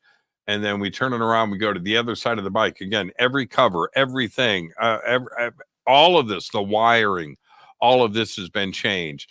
If you look really close, right here, you can see there's a cable coming out. That's a USB port.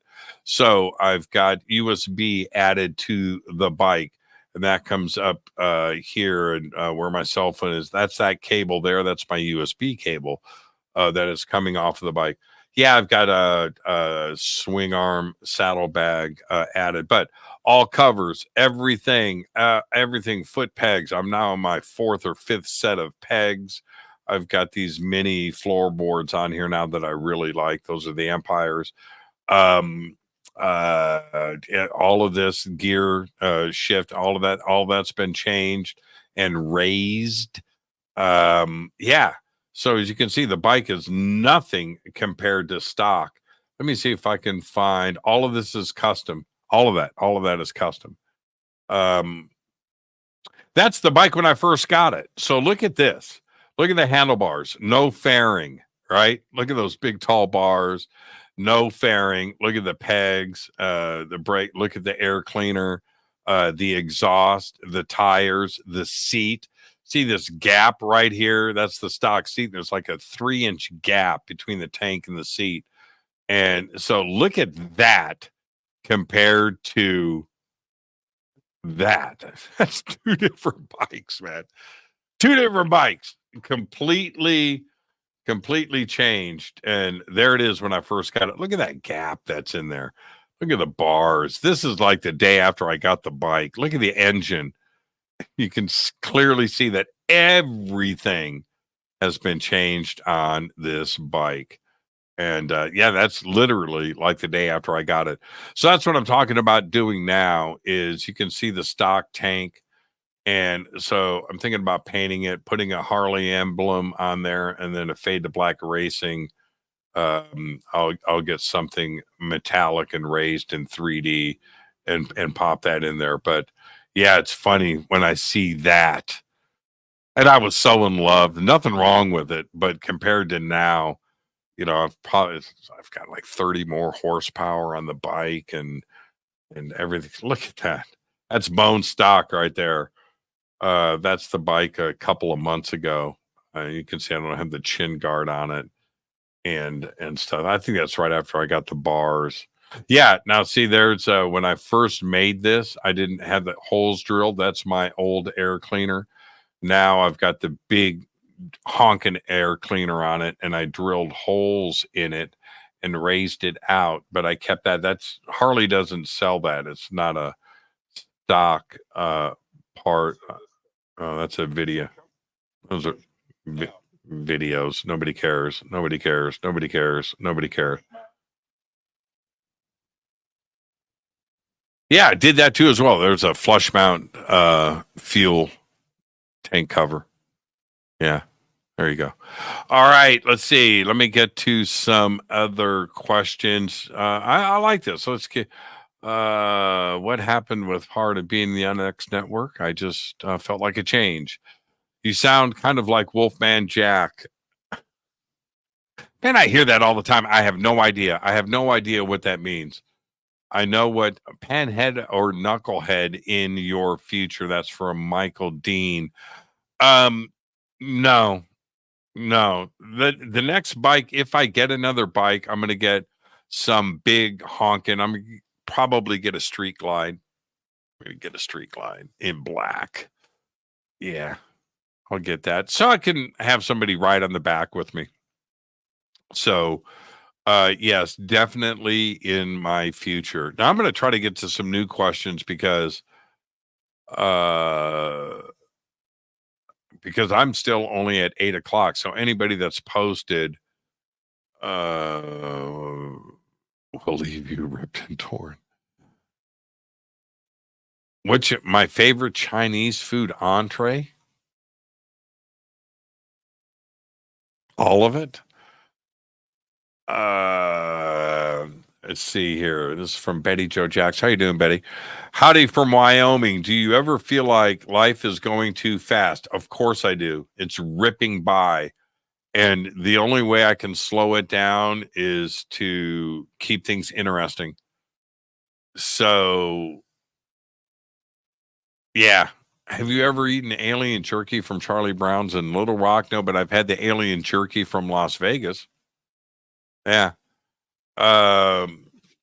Sybil Danning seems to have met everyone.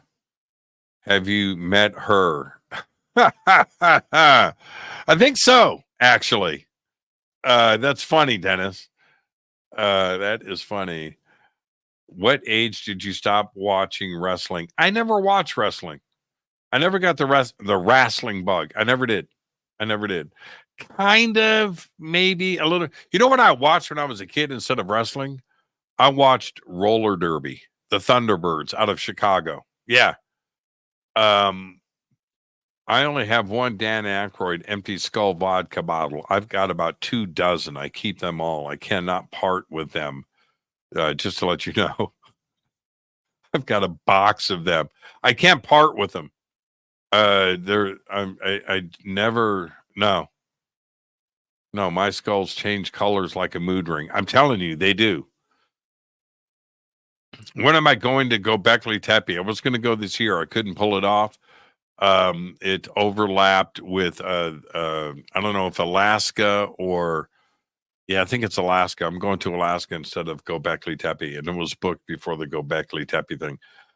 Hey Jimmy, I just tuned in from New Zealand. Has anyone asked for you to play your guitar today? Everybody asks me that every single day. I play all the time. I played when Jordan Ziff was on the show on Friday or Saturday night. Yeah, I play all the time. Playing in front of Jordan Ziff, when he's like the greatest, right? Let's see. Do I ever vape when I go on a break? Of course. I don't smoke in my house. I don't smoke in my car. I don't do any of that, but I do vape. Jimmy, thanks for sharing your great white stories with us. I could listen to rock stories all night long. And when are you going to play for us? Have I ever thought of Dan Aykroyd as a guest? We were close to doing that with his, Noah's assistant, and came very close, and it just kind of fell apart. Yeah. I'll keep it going. Let's keep this going. Just love your enthusiasm on AJA nights. Thank you for that, Monica. What is my favorite sci-fi author? No question about that. Arthur C. Clarke. I have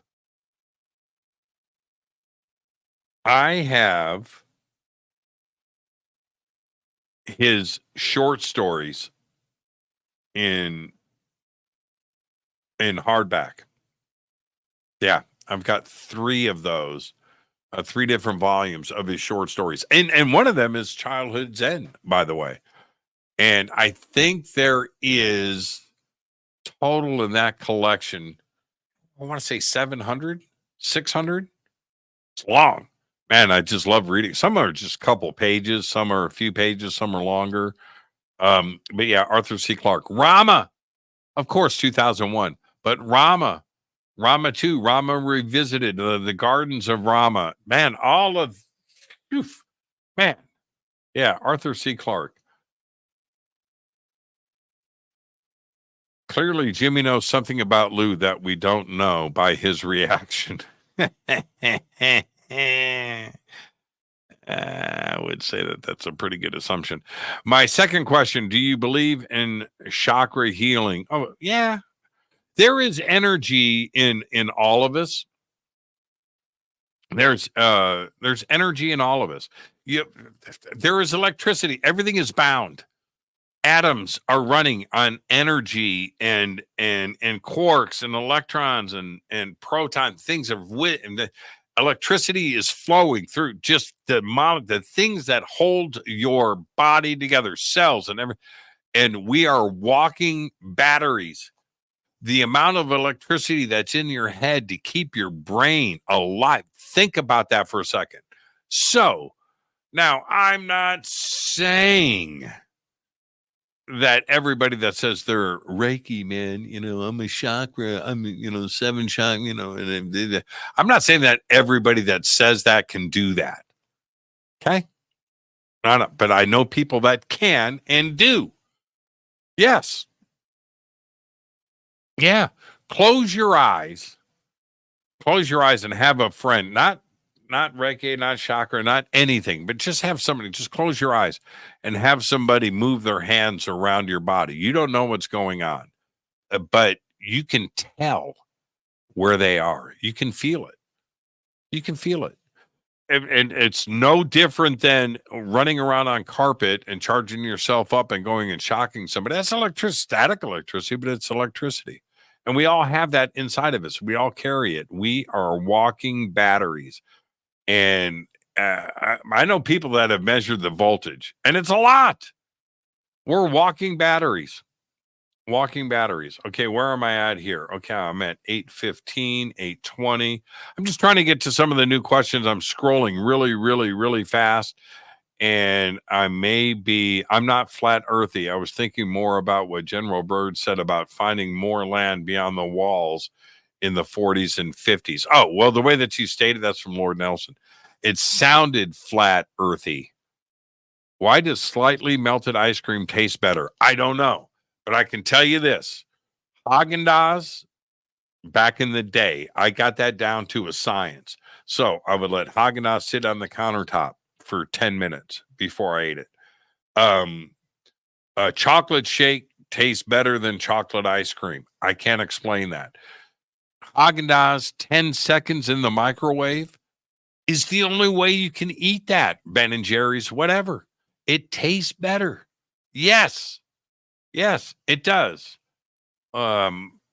So yeah, that is one of the greatest perplexing questions in all of humanity right now since the invention of ice cream. Jimmy, you've got mountains south of you and a winter covered with snow. I have them in the north too. But my brother and me saw a flat glass like clear door or something, and you need to check it out. Maybe a secret door. Send me where it's at, and I will go and look at it. Email me, Jimmy@jimmychurchradio.com. All right. God hates us all, Jeff Hanneman. Renee Cruz. That's awesome. Man, that dude is talented. All right. Let's see. Okay. I'm scrolling really fast. I'm at 8:30. Jimmy, please read my reptilian question. I did. Jimmy, have you found any more of those sidewalk bags? What? Jimmy, have you found any of those sidewalk bags? I don't know what that is. I have no idea what that is. I talked to Rudy Sarzo and Glenn Hughes for Somber Times. Yeah, I'm with you on that. Why isn't Christina Gomez on this live stream? Because this is my show. I should do. Christina and I did an AMA a couple of weeks ago, but I would have her on Fade to Black to do an AMA. Yeah, I know I'm scrolling by questions that aren't in caps, but I've asked everybody. Maybe you need an alien guitar. I build guitars. Send me your stuff. That's from Rondo Bondo. I build guitars. Maybe you need an alien guitar. I have my aliens built Earth guitar right there, and I'm talking to a friend of mine right now about doing something. Yeah, send me your stuff. Jimmy@jimmychurchradio.com. Let me check it out. We now have a White Castle in Scottsdale. Get out. That's from Jane Beatty. Really? Man. Well, we've got White Castle in Las Vegas, but we don't have anything in Southern California. Let's see. Would you ever consider having a small fan get together for maybe drinks, dinner, and of course, great conversation? Yeah. Tell me where you want to put it together. Where do you want to do it? Monica, where do you live? Do you live here in Southern California? We can do a Fade or Not get together here in Southern California. We've done them before. Yeah, yeah, absolutely. So let me know what you're thinking. Too many rules for Jimmy. Panhead or knucklehead chopper. Here's the thing with that. And here's the thing with that. Choppers look cool. I would love a Billy bike. Okay. All right. Easy Rider. I would love to have a Billy bike knockoff. I would. But that's only good for straight line stuff. My bike is not. I like to, yeah. And you can't do that with a chopper. You can go in a straight line for a long ways, go across Montana and never turn. Yeah, okay. I get that. And I love the look of it. So I would love to get a Billy bike. I've been looking at those. So yeah, coast to coast isn't the same. I know that. I get that. I feel that.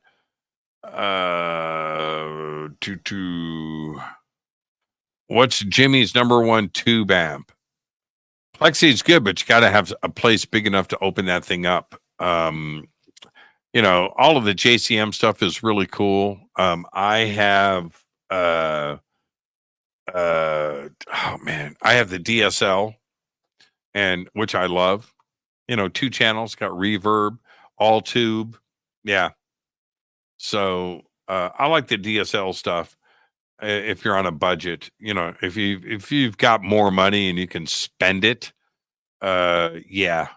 I've got lots of little tube amps. I've got lots of little things. It was funny. I said to Jordan the other day, we talked about this on the show, getting a Friedman Jakey Lee amp. I'm just like, how many more 20-watt amps do I need, or 5-watt amps? I've got like 6 right now. You know what I mean? And you can only play one at a time. And honestly, that Marshall DSL 20 is amazing. So there you go. Jimmy was wondering if you're ever going to have John Michael Gautier from Event Horizon back on. We reached out. I've got to get him back on the show. Yeah. Yeah, I've got it. And that's from Ben Cannon. Thank you for that, Alexander. He's just smart. He's really good at what he does. So there you go. Get Del Hendrickson from the Simpsons to do the art. Yeah, that would be really cool. Jimmy, if you are offered a trip to the next galaxy, if you are allowed only one type of food and one beverage, what would you choose? It would be pepperoni, mushroom, onion pizza, and Mexican Coke. That would get me through it. The Mexican Coke. See, what about coffee? So at least the Mexican Coke would probably get me through the coffee withdrawals. Not American Coke. That's garbage. Nah, that's an embarrassment. Have you heard from Paul Sinclair recently about Big on the East Coast of Yorkshire? No, I haven't. That's interesting. Oh, Jimmy, a massive holographic screen. Reptilian showed me events of human history, like from a bird's eye view montage. He was cordial to me, but very powerful being. That's interesting. That's very interesting. Okay. Rick Roberts. Hey, Jimmy, $5. Thank you for that, Rick. As of today, where do you stand on Bob Lazar? He is working on virtual Area 51, and I think another doc I heard. Yeah, the virtual Area 51 thing I think is done. Bob needs to come clean on things. And I don't think he gives a crap. I think he's at the age he just doesn't care. So that's it. There's too many too many holes for me. And that's where I'm at with it. Let me say this. I spent 30 years of my life standing behind Bob Lazar. Okay. All right. Watched his videos over and over and over again. And just all of it, everything. I've fought with Stanton Friedman over this subject and others. So, but my opinion has changed. Yeah. So it's up to Bob. And I don't think Bob gives a crap, to be honest with you. I just honestly don't think that he cares about what I think or what people think. He doesn't care. He doesn't. So that's it. And I think he's a little bit so caught up in it that he can't get out of it. So I think things are just going to stay where they are. What do you think about what we are expecting from East Coast of Yorkshire, UK of Dogmen? Wow, okay, that's the second time that's been asked. I don't know. I don't know anything about that. So there, I don't know. Email me. I'll look into it. I don't know anything yet about that. What happens when we die? We move on. I can tell you this. It doesn't end. It doesn't end. Okay? It doesn't end. But not that I'm overly concerned about it or I lay awake at night and think about that. I don't.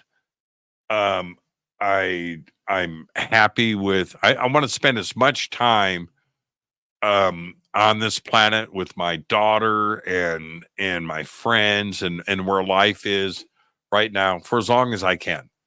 All right. So, you look at something like today with the passing of Jack Russell, 63. Now he lived a good life. But man, there's so much more. 63 is young. So I want to extend this out as far as I can. And but I know that there's something else waiting for me, for all of us. But for now, we've got to make this place better for our children and grandchildren and for the future of everything. So that's my take on that. Fade to Black Overtime. We are a half hour into Fade to Black Overtime. Where do you hold your lunchbox on the bike? I have saddlebags. No. Are you interested in buying a Hells Angels vest? No. No, man. I just said I like living on this planet. Wear a Hells Angels vest. Oh, man. Yeah, life would end that day. That would be a bad ending, too, one that I wouldn't enjoy. I always wanted to learn how to drive a motorcycle. See, my retirement is coming in 2040. Go and get your motorcycle license. Go to Harley. Go to the drive school. Go through the class. It's cheap. Pass the writing test. Go to the DMV. Pass your written test. Get your license, and then just go and buy a bike. Yeah, that's what I would do. What aircraft in the background of the original bike? I have to go back. I closed all of that out. I think it was an SR-71. There's two of them behind the bike. And then on the right side is a U-2. So there's three aircraft behind the bike. Yeah. So SR-71s, two of them, and a U-2. Which is very cool. All right. Jimmy, indica or sativa? I don't smoke weed. I don't. How can I do this show right now high? No, it would be a completely different situation. I don't think I could do it anyway. Enjoying the show. Have a great weekend. You too, Olivia. Jimmy, are you going to experience DMT? I already have. Twice. Like breakthrough, big time. Yeah, twice. Absolutely incredible. Yeah, that's certainly Cherry Garcia. That's funny. Jimmy, have you ever had a person in a cult on your show? No, no, no, not really my thing. Not really my thing. Man, there's a lot of kind let's see. Would I get in a UFO? Here, let me pop this up. Would you get in a UFO voluntarily if one landed in your yard? Probably. I would definitely consider it. Now, if I could get a couple of questions answered, like, are we coming back? You know, you just don't go and disappear. I've got my daughter, my Harley, my bikes, my house, my things, my fans. What if I just disappeared? Right. So no, I would need a few questions answered. And the first thing is, am I coming back like tonight? You know, or am I just going inside to take a peek around? Are we going to go up and drive around the neighborhood and then come back and land? Because if we're going out and I'm going to be gone for a couple of years or a year, I need to make some plans. I need to put some stuff in order.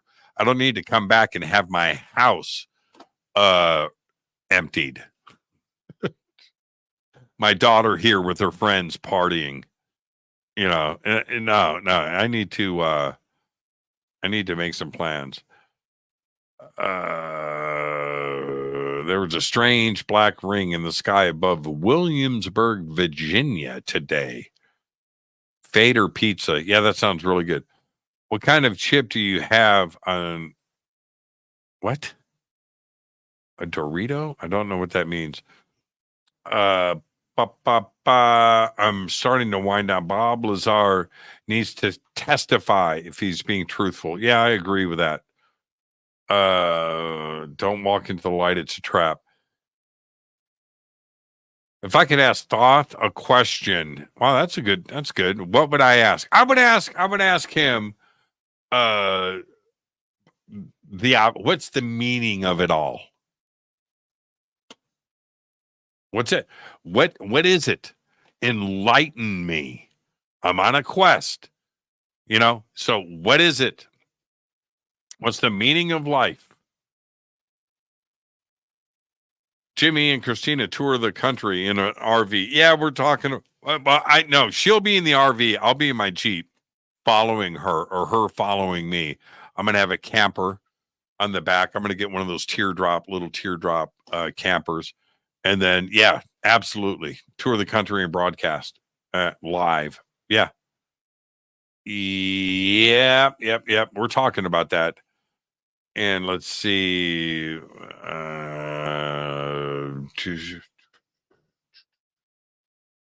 You need a sidecar. No, I don't need a sidecar.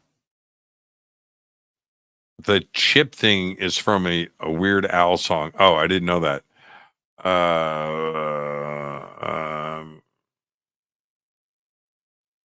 You took a huge rip from a bong months ago.